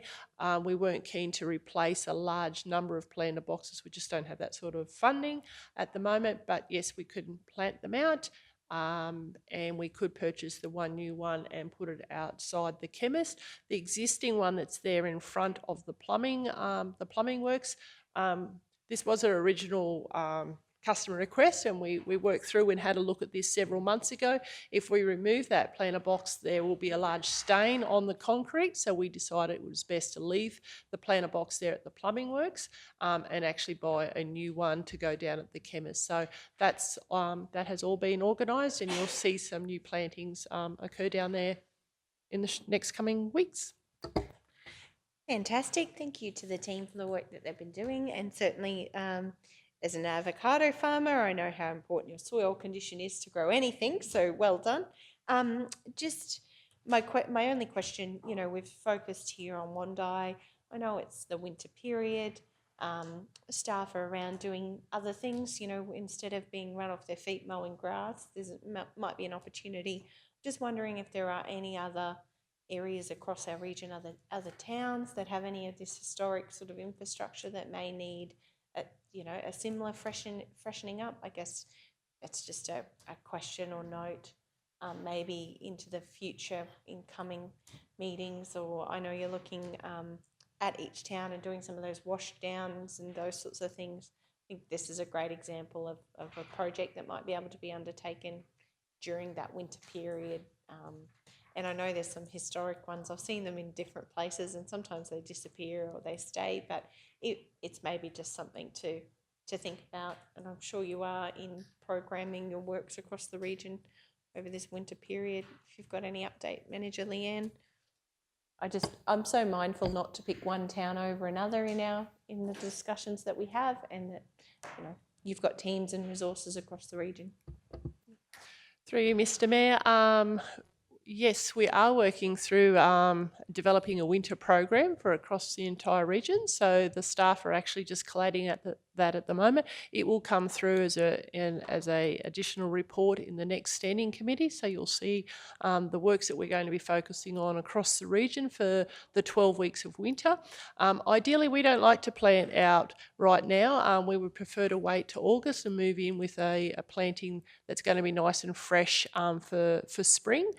Because the climatic conditions right now, we're seeing it right across the South Burnett, the frost. So it is hard to get some of these plants established and looking and flowering right at this point in time, because it's not the ideal time of the season. So yes, it's really in cleanup mode and doing a lot of repair jobs across the region. So yes, you will see a report come forward. And then in months after that, you'll see a forward program of what we're suggesting for the spring plantings. And some other good news is that we have a new parks coordinator commencing in June. So that position is very important to make sure that we can get in front and get this sort of stuff programmed for councillors to assist you with advice to the community across the entire region. Thanks, Manager. Okay, anything further? Should we go to the vote? Those in favour? Councillor Erkins? Yes, Mr. Mayor. Carried unanimously. Thank you all. 17.4, Advocacy Digital Plan 254. Committee recommendation. South Burnett Regional Council meets with NBN and the relevant telcos and uses the information provided to develop a digital plan for the South Burnett that can be used as an advocacy document for the Mayor and councillors to take to the Algor Assembly and the ministerial meeting scheduled in Canberra later this year. The purpose of this plan will be to identify and agree on the existing black spots and seek to leverage the next rounds of federal funding for regional connectivity and upgrades with consideration to future opportunities to apply for disaster funding to acquire hybrid power cubes for use during disasters. Do we have a mover? Councillor Shoemaker. Seconder, Councillor Potter. Speakers? Councillor Shoemaker. Just really looking forward to progressing this work, Mr. Mayor, and working with the team, better understanding where some of those black spots and things are, and how we can put together a strong advocacy position with the government's announcements around some of the funding that will be available to regions like ours. I also very much want to have a conversation around that NBN opportunity in the CBD here in Kingaroy, and better understand how we can perhaps collaborate with NBN to open up some of those opportunities. So I just think this is really, I know since coming to council and we haven't had the regional development officer role, while we funded it last year, it wasn't actually recruited. So I know that, there hasn't been a lot of work other than the work that Cody had done around and the team had done with CEO Mark around the dark fibre project. I think it's really opportune that we actually revisit this and get together one united collaborative document that can be used to really put our best foot forward and leverage some of that available funding. So looking forward to working with the team to create a advocacy position. Councillor Duff. Thank you, Mr. Mayor. Just wanting to flag that I think over the past, I know when we had an economic development officer, we had Craig Tunley and we had Phil Harding in the past that had put together like maps and done a lot of work in the black spot funding, and I know we were successful with some of those black spots, but just wanted to make sure that we looked at what has already been done, because I'm pretty sure that it was very, very detailed right across our region of where those black spots were. So just wanting to flag that. Thank you. Mr. CEO, so So we develop a digital plan and then we use it as an advocacy document to the Algo Assembly and ministerial meetings in Canberra. Now, I believe we'll be heading off to the Algo Assembly in just over 2 weeks. Are we going to have time to have those meetings and put together a digital plan, or should this be something that would be better placed in our 23-24 operational plan as a project to be undertaken by council? Thank you. Yeah, the question, Mayor, is to have this fully explored and planned out by the time you go to Canberra will be difficult. We've got and certainly Councillor Duff's point, the rock, when the rock was fully, well, may I say fully functional? When the rock was fully functional, there was a massive amount of work done by the rock too, with our council participating in that space. There's a body of material already that we could pull together into a short briefing paper. Aaron's team has got a list of the mobile black spots that we've previously submitted that we've been unsuccessful for, so we can pull basic information together so that there is already a current an aged, but previously it was current priority list, so we can pull that together. With meeting with the telcos between now and when you go to Canberra, it would really depend on their availability. So probably practically, you would say it's unlikely, but council wants us to give it a go, we can. But yeah, so the full document would be fleshed out in next financial year, but we can get you something for Canberra. Just on that, Mr. CEO, any feedback on how we're travelling with getting appointments with those ministers in Canberra at this stage? Any updates? Very slowly. The leader, Honourable Local Member David Littleproud, has tentatively booked one in for one of the senators with us, and his office is working with us to try and secure some, but we haven't had a lot of confirmation yet, Mayor, but we're still plugging away at it. Thanks, Mr. CEO. Okay. Anything further, councillors? Okay, we'll go to the vote. Those in favour? Councillor Erkins? Yes, Mr. Mayor. Carried unanimously. Thank you all. 17.5, Regional Economic Futures Fund at 255. Recommendation from committee, South Bennett Regional Council. Whoop, sorry, 255. Get to the right page. Okay, the recommendation is over on 256. My apologies. South Bennett Regional Council endorses the attached South Bennett Just Transition briefing paper, requesting $15.95 million in the first instance from the Regional Economic Futures Fund to enable Council to project manage and progress the following project scope of works with KBR as listed on 256 and extending across onto page 257. The arrangements be made to meet in person and present a copy of this briefing paper to the Premier of Queensland, Anastasia Palaszczuk MP, Deputy Premier Honourable Dr. Stephen Miles MP, Minister for State Development, Infrastructure, Local Government and Planning, and Mick de Brenny MP, Minister for Energy, Renewables and Hydrogen, and Minister for Public Works and Procurement, and that a briefing be arranged with the LGAQ, Department of State Development and Mayor Baker to discuss the proposal put forward. Do we have a mover? Councillor Shoemaker, a seconder. Councillor Henson, speakers. Councillor Shoemaker. Yes, thank you, Mr. Mayor. Just reading over the Queensland New Industry and Development Strategy, which is a strategy for new industry in a decarbonising global economy that the Queensland Government's put forward. You know, it speaks very strongly to our 25-year economic roadmap and the work that we've done.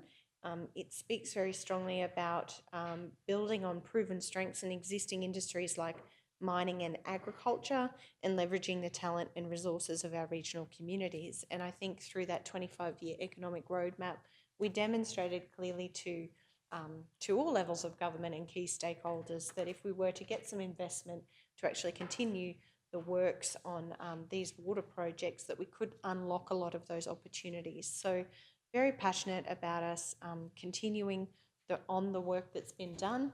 I don't want to see that 25-year economic roadmap sit on a shelf, and I think we've demonstrated significant value for money when you think about the outcomes and what we've been able to achieve with the $1 million that was given to this council in the previous term through the National Water Infrastructure Development Fund. I'm really hopeful that if we were able to get some support I know that some of the projects listed here have been progressed through the Bundaberg-Burnett Regional Water Assessment, and that there's been further work done through that process. I do see if we got funding of some sort, whether it's through the Regional Economic Futures Fund or another relevant area of council, we could really work with key stakeholders, irrigators and industry in the region to really help and support our region to transition to support a renewable energy future, but also build on our strong agricultural links. Through the report, the reason why I'm highlighting is I guess it speaks largely to the Queensland Jobs Fund and the Regional Economic Futures Fund, it speaks recognising that funding for specific projects in 4 regions, our region being Darling Downs, South West and South Burnett. And that's why I think that connection, that continued work with TSB is really important. The rapid rate of change in our region, when you think about what it will take to actually achieve some of the outcomes that the government has sort of set their eyes on, I think we cannot afford to sit and wait. We must start some of this work and continue to work with government as best we can, because our community is reliant on coal-fired power station. It does support a large portion of our economic activity, and it's my understanding that's what that Regional Economic Futures Fund is for. Fully support and know we're doing some great work with the LGAQ, and they'll be a key partner in this. I guess just trying to get a head start with the government in terms of recognising that this is a legitimate project that the South Burnett could actually help to deploy tomorrow if we were given the funding or some level of support. Thank you, Mr. Mayor. Thank you, councillor. So just for the information of councillors, so the REF is a $200 million fund that will be administrated or managed by the Department of State Development. And as Councillor Shoemaker said, there are 4 regions: Northwest, Mackay, Isaac, Whitsunday, Central, Darling Downs, Southwest and South Burnett, grouped in together. Ours will be managed through a liaison officer in Bundaberg, Ivan Rasmussen. And the process will be to allocate the $200 million is that the department will develop a set of guidelines around this. And in each region, so we're Darling Downs, Southwest and South Burnett, in each region, and our region included, there'll be a stakeholder advisory committee. And that stakeholder advisory committee will be made up of representatives from local government, industry and community reps. So that'll be a group that'll cover Darling Downs, Southwest and South Burnett. But will be managed, our actual practical implementation will be managed from Bundaberg through Fiona Bowden's office.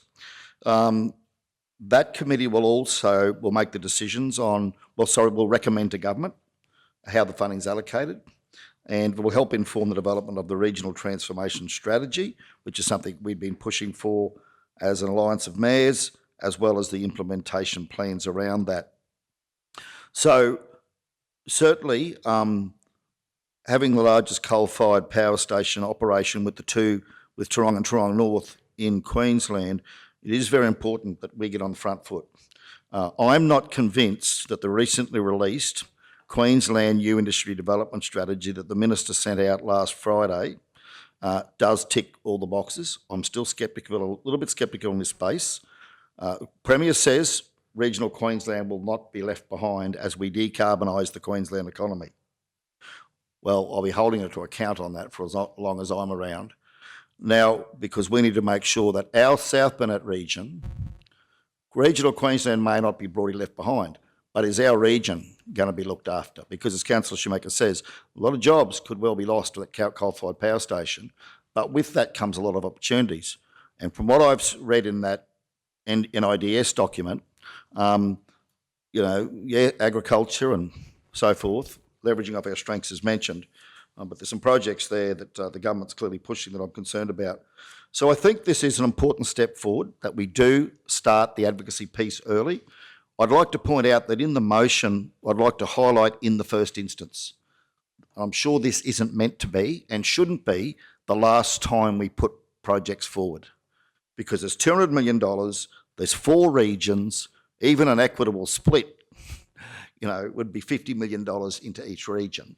And look, ours is going to be affected more than any. And if there's one thing I think we need to make clear to the government is that we are keen to ensure that the apportionment of the funding is reflective of the economic impact on the region through the closure of coal-fired power stations.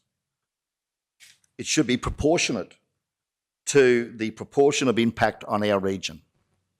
Because what we too often see is that the bigger councils get the biggest share of the pie and that we get the crumbs from the table. So I think it's really important that we do this advocacy.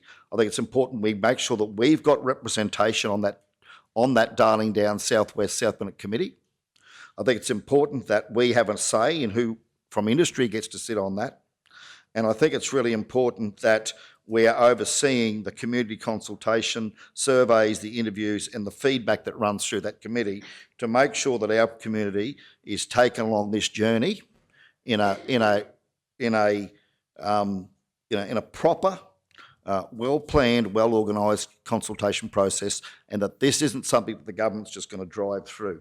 I'm disappointed with what I've seen in the regional plan so far. I think the draft document did not, to my view at least, did not address the opportunities in our region. And I raised that strongly in Bundaberg and raised it strongly here with the gentleman the other day.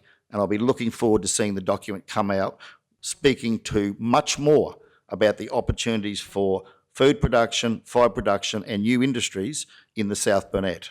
Because what I don't want to see is that it's all about the East Coast and that there's nothing for the North and South Burnett. So, look, I agree. I don't see any harm in us doing this advocacy to the Premier and to the DP and others on these projects. They are clearly important projects for us, but they should only be the first start. And we need to start turning our minds to, as a region, other projects that we'll want to put forward to that advisory committee into the future. Councillor Jones, thank you. Yeah, thanks, mate. Just a couple of questions on the amounts and the projects. Around Gordon Brook Dam detailed business case, now we know that we're in discussions and all sorts of different options we're investigating there. So if that was successful, can you just, probably a question through you to Councillor Shoemaker in regards to what that would entail as far as a detailed business case around Gordon Brook, because I'm only aware that we need to address that spillway and all that sort of stuff. So is that, if there's another option and we have other availability and all that sort of stuff, do we need that? And the Barlil Weir detailed business case, if it was, and it's stated here that it's submitted by Sunwater to the National Water Infrastructure Development Fund. Now, $6 million to extend a detailed business case on that Barlil Weir, considering that we've done a hell of a lot of work, and if it was to spend another $6 million on that to get a detailed business case around that. Now, the reasons I ask that is, as you all know, I've always mentioned the water supply to Nanango once Tarong is taken away, and how we get there, and the Blackbutt Irrigators detailed business case there, 2.5, and there's another section down there, $500,000, so $3 million there. And then taking on what the Mayor has just said in regards to, let's not make this the last case, let's put other options forward. Is there an opportunity? Just, I'd be keen to have a clarification around that, Barlil Weir in particular, because if we have to spend another $6 million on what I've heard and the presentations and being down in Brisbane with the deputations to Minister Butcher, there's a pretty good case there already. $6 million on top of that, man alive, that's easy money in my book. And around that Gordon Brook Dam, if there was an ability to change that approach there. So is there an opportunity maybe to consider putting other projects in there, or, Councillor, are you happy with what you've got there? Councillor Shoemaker. Yeah, thank you, Mr. Mayor. So first question, Gordon Brook Dam detailed business case. That's not looking at Gordon Brook Dam for urban water. That's looking at furthering the work we've done around the demand assessment. So we did, in my opinion, it was a bit of a thumb suck to say if we could secure Kingaroy's town water supply with Bundoomba Dam, get the online storage, do the work around getting that additional allocation so Kingaroy could be fully supported by Bandoomba Water. We've got this body of water in Gordon Brook Dam. Would you be interested in using that for your agricultural pursuits?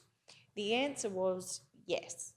And the answer was yes, there are a number of irrigators in that area, but also stretching out to Arulin and Cloyna and those sort of pockets that are really interested in using that water.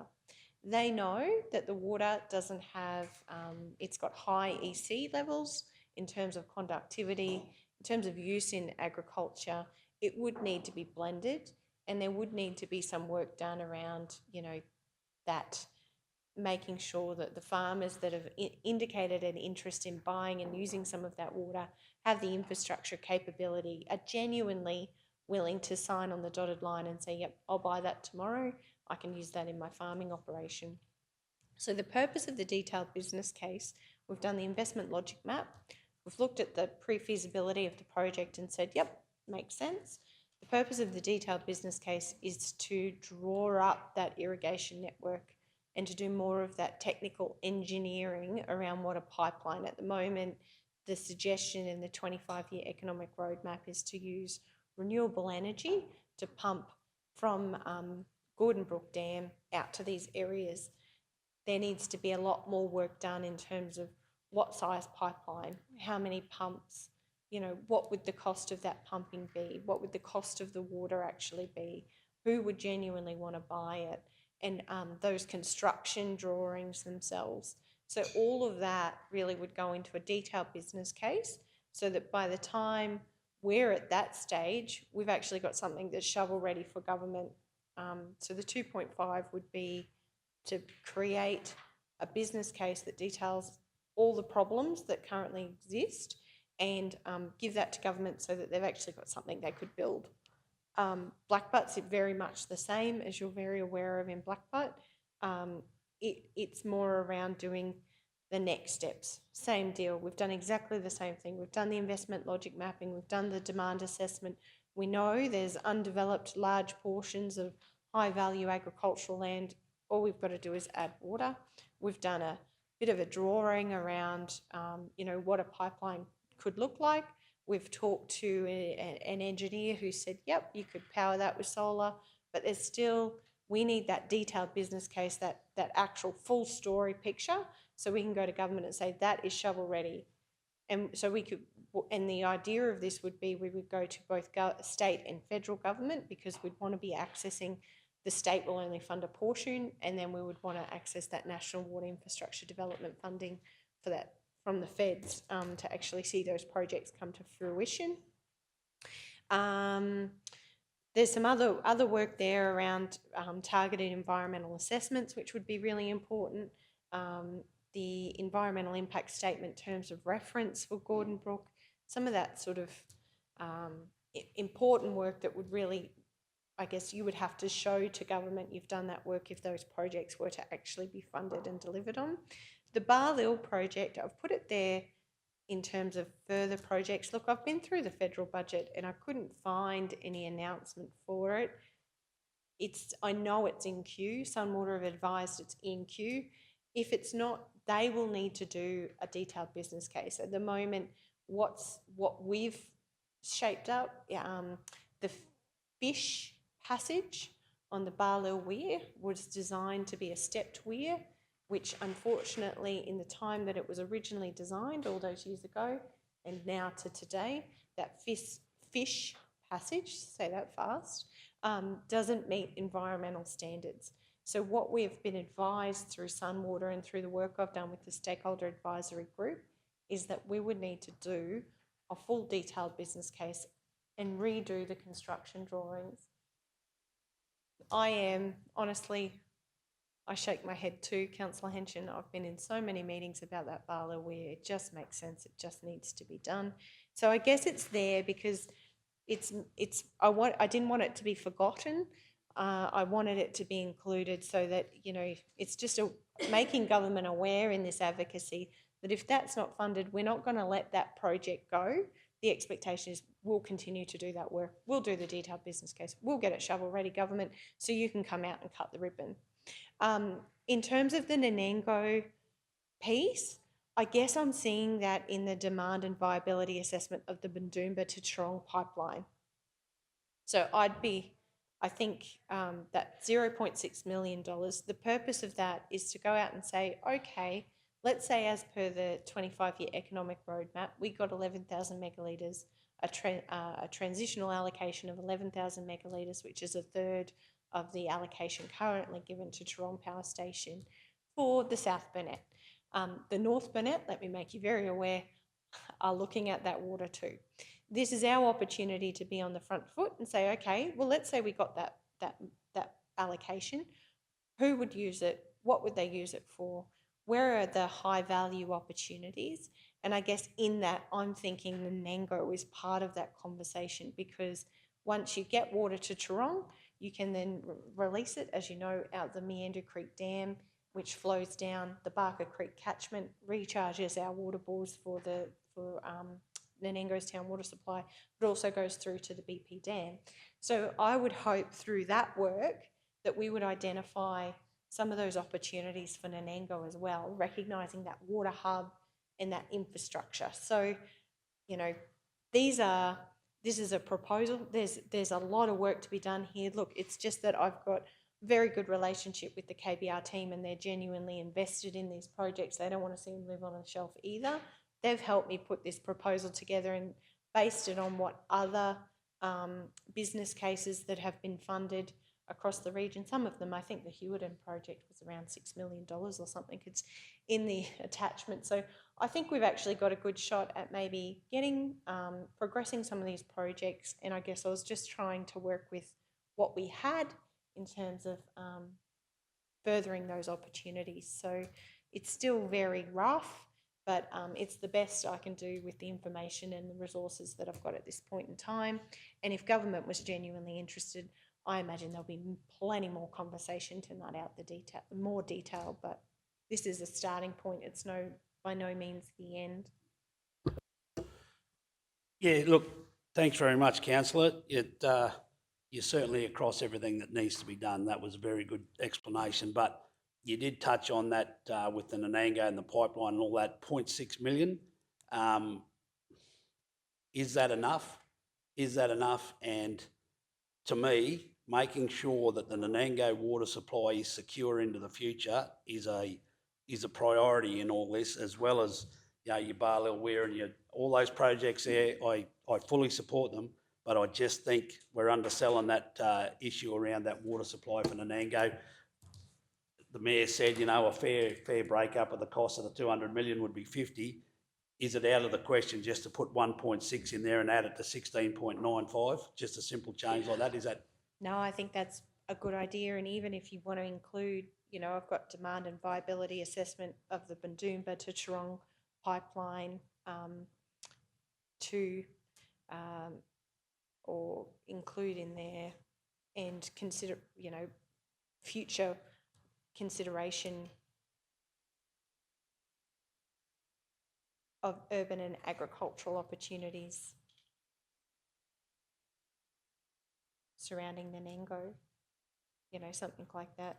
You're right, you know, I think you could spend some significant time, and that is, we really do need to have that picture painted so that by the time whatever should happen, you know, and there is so much, the Mayor's right, there's a lot of vague, there's a lot of grey in here, you know, but my hope would be that by the time they've made a decision as to what the future energy hub of the Stanwell site looks like, you know, we've at least done some homework and can say, well, we can help you with some of that water. This is what we've done. This is what we'll, you know, this is about planning for the next 25 years, certainly the next 5 years, noting that, you know, by 2030, there'll be no regular reliance on coal. If you're reading between the lines, that means we're still going to use the site, just maybe not as we currently do. So I agree with you, and I'm happy to adjust that to 1.6 million. And then you've done the math, so that was 16 point.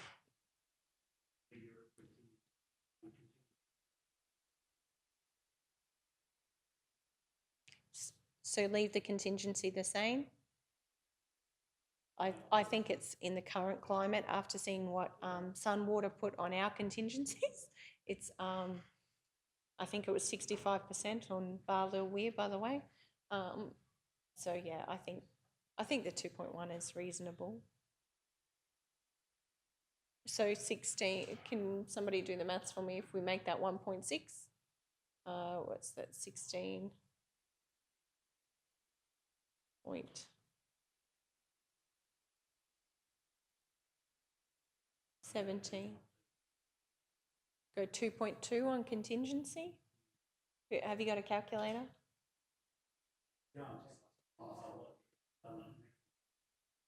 Yep, 2.2.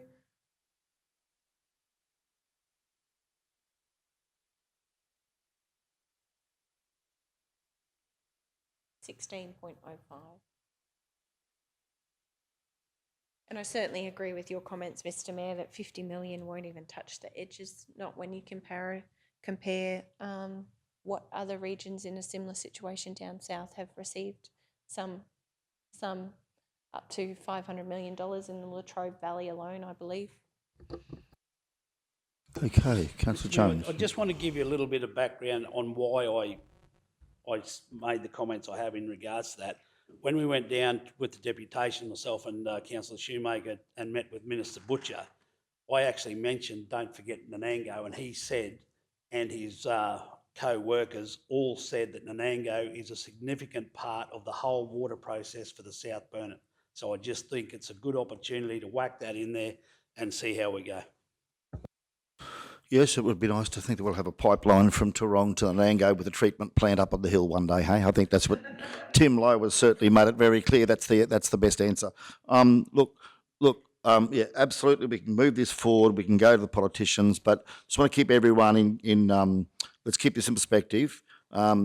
We won't get a commitment from the government on these projects or these amounts of money because they've made it clear that their process will be that they'll want us to take this back through their stakeholder advisory committee for Darling Downs, Southwest and South Burnett.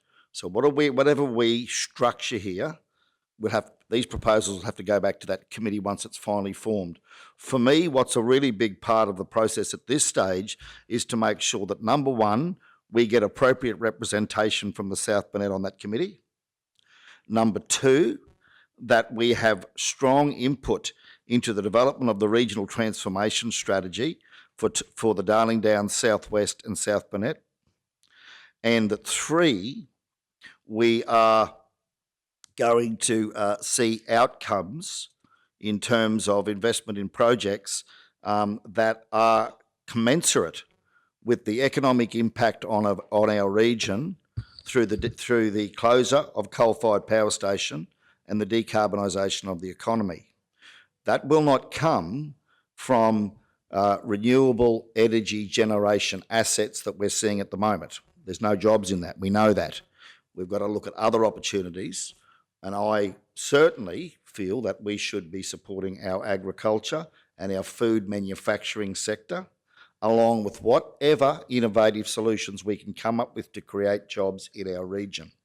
But we also need to make sure that we're advocating strongly to government that we want to see adequate representation on the Stakeholder Advisory Committee, that we want to have a strong voice in relation to the regional transformation strategy, and that we want to make sure that the funding allocated is going to be proportionate to the impact on our community compared to other communities that won't be affected as adversely as what we will, and that the South Burnett isn't treated like the little brother as it has been on many occasions in the past. Okay, Councillor Henson.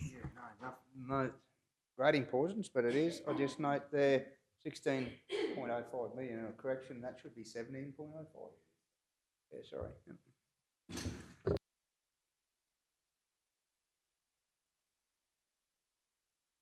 Hey, any further speakers?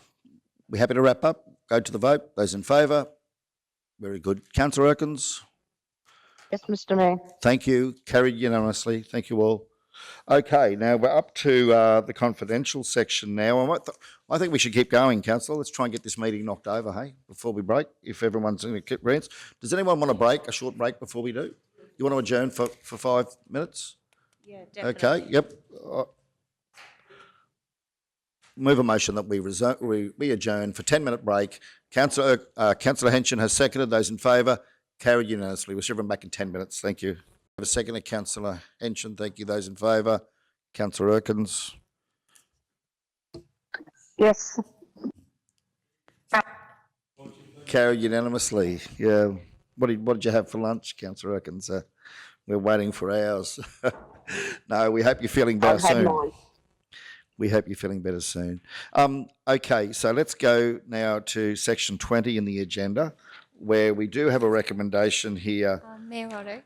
Sorry, to- Councillor Sorry Shoemaker. to interrupt. Just before we go into closed session, 20.1 in the confidential session, one of the tenderers that has been had put forward an offer in that report, which is a closed confidential report, so I won't reveal their name.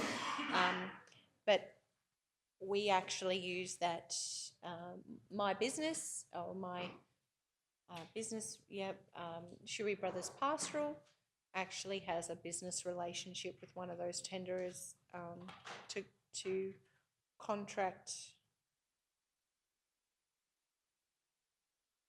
tenderers. The nature of that relationship is that they contract farm to us directly. We contract them to farm on our properties, and for that reason, I will leave and stay away from the place where the meeting's been held or the matters discussed and voted on. Thank you, Mr. Mayor. Thank you, Councillor. Duly noted, and as do I. I'll also be leaving while that matter is voted on because of a business relationship with one of the tenderers. Okay, so if we can note that, thank you, Kimberly.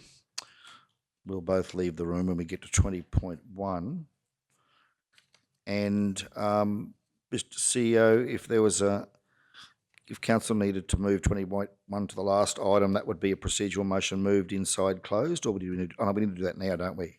Mayor, because it's once we move in, the procedural motion to move into closed won't trigger the conflict.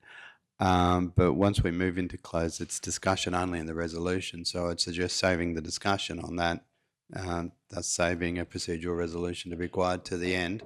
And then when council moves out of close, you and Councillor Shoemaker would be out of the room. It would then just fall back into order to be the first item dealt with, and it'd be a little bit more efficient way of dealing with them. Thank you, Mr. CEO. Recommendation is that council considers the confidential reports listed below in a meeting closed to the public in accordance with section 254J of the Local Government Regulation 2012. 20.1, tender for the lease of farming land at Kingaroy Aerodrome, considered to be confidential under section 254J-G of the Local Government Regulation. 20.2, development opportunities, Pound Street, Kingaroy, considered to be confidential under section 254J-G of the Local Government Regulation. 20.3, financial hardship rates application on assessment number as stated, considered to be confidential under section 254J-D of the Local Government Regulation. 20.4, consideration for remission of rates on the assessment number as stated, considered to be confidential under section 254J-D of the Local Government Regulation. And 20.5, CEO KPI Development Workshop, considered to be confidential under section 254J-B of the Local Government Regulation. Do we have a mover? Councillor Duff, seconded Councillor Potter. To the vote, those in favour? Councillor Erkins? Yes. Thank you. Carried unanimously. Thank you all. We'll now go into closed. Okay, so we're going now to 20.1, the tender for the lease of farming land at Kingaroy Aerodrome. The officer's recommendation that South Burnett Regional Council 1, council enter into a lease with the preferred tenderer, MJ and KE Kaepernick, for farming land lease areas B, C, D and E in accordance with tender SBRC 2223-11, and A, the lease of areas B, D and E must not be more than 6 months in arrears. B, should negotiations with a successful tenderer fail, then the lease be offered to the next highest tenderer. 2, council enter into a lease with the preferred tenderer, Kingaroy and District Vintage Machinery Inc.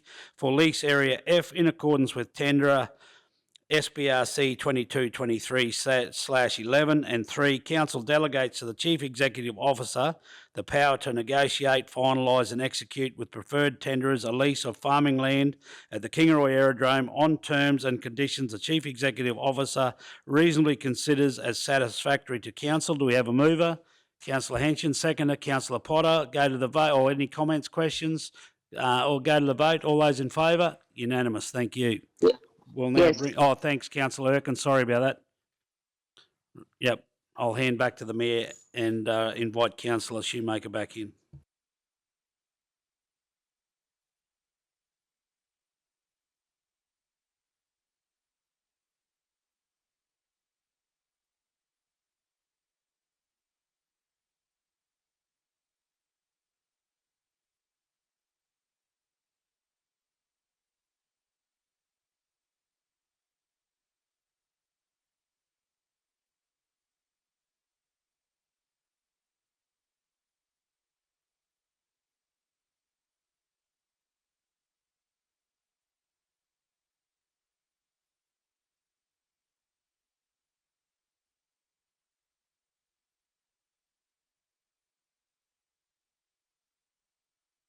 Okay, so we move on to item now, Mr.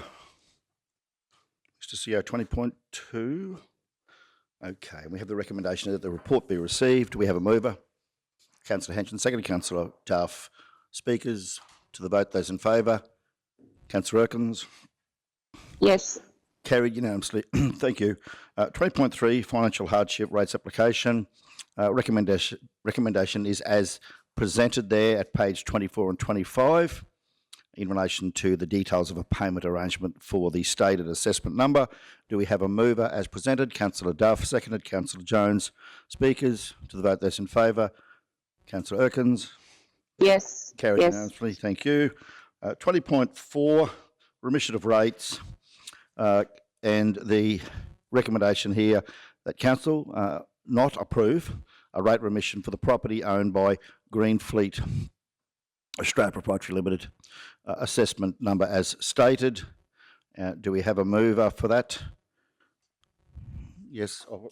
Yes, a mover. Yep, good. Councillor Jones, Yes. Councillor Henson. And is there a procedure on this one to lift off the table? Sorry, I did see that there. My apologies. So we'll just, if I can just go back a step, I'll retract the motion now and move a procedural motion that the consideration for rates, for remission on rates, assessment number as stated, report be lifted from the table. Do we have a second? Councillor Duff. Those in favour? Councillor Erkins? Yes, procedural motion is carried unanimously. Thank you all. To the motion then that Council not approve a rate remission for the property owned by Greenfleet Australia Proprietary Limited, assessment number as stated. Do we have a mover? Councillor Shoemaker, seconded. Councillor Henson. Now we'll go to the vote on that. Those in favour? Councillor Erkins? Yes. Carried unanimously. Thank you all. 20.5, CEO KPI Development Workshop. Recommendation is that South Burnett Regional Council appoint Peak Services, a local government industry body, to facilitate the CEO KPI Development Workshop. Do we have a mover? Councillor Potter, seconded. Councillor Jones. Speakers to the vote. Those in favour? Councillor Erkins? Yes. Carried unanimously. Thank you all. That now brings the meeting to a close. Thank you for attendance and have a wonderful rest of the afternoon. Thank you all.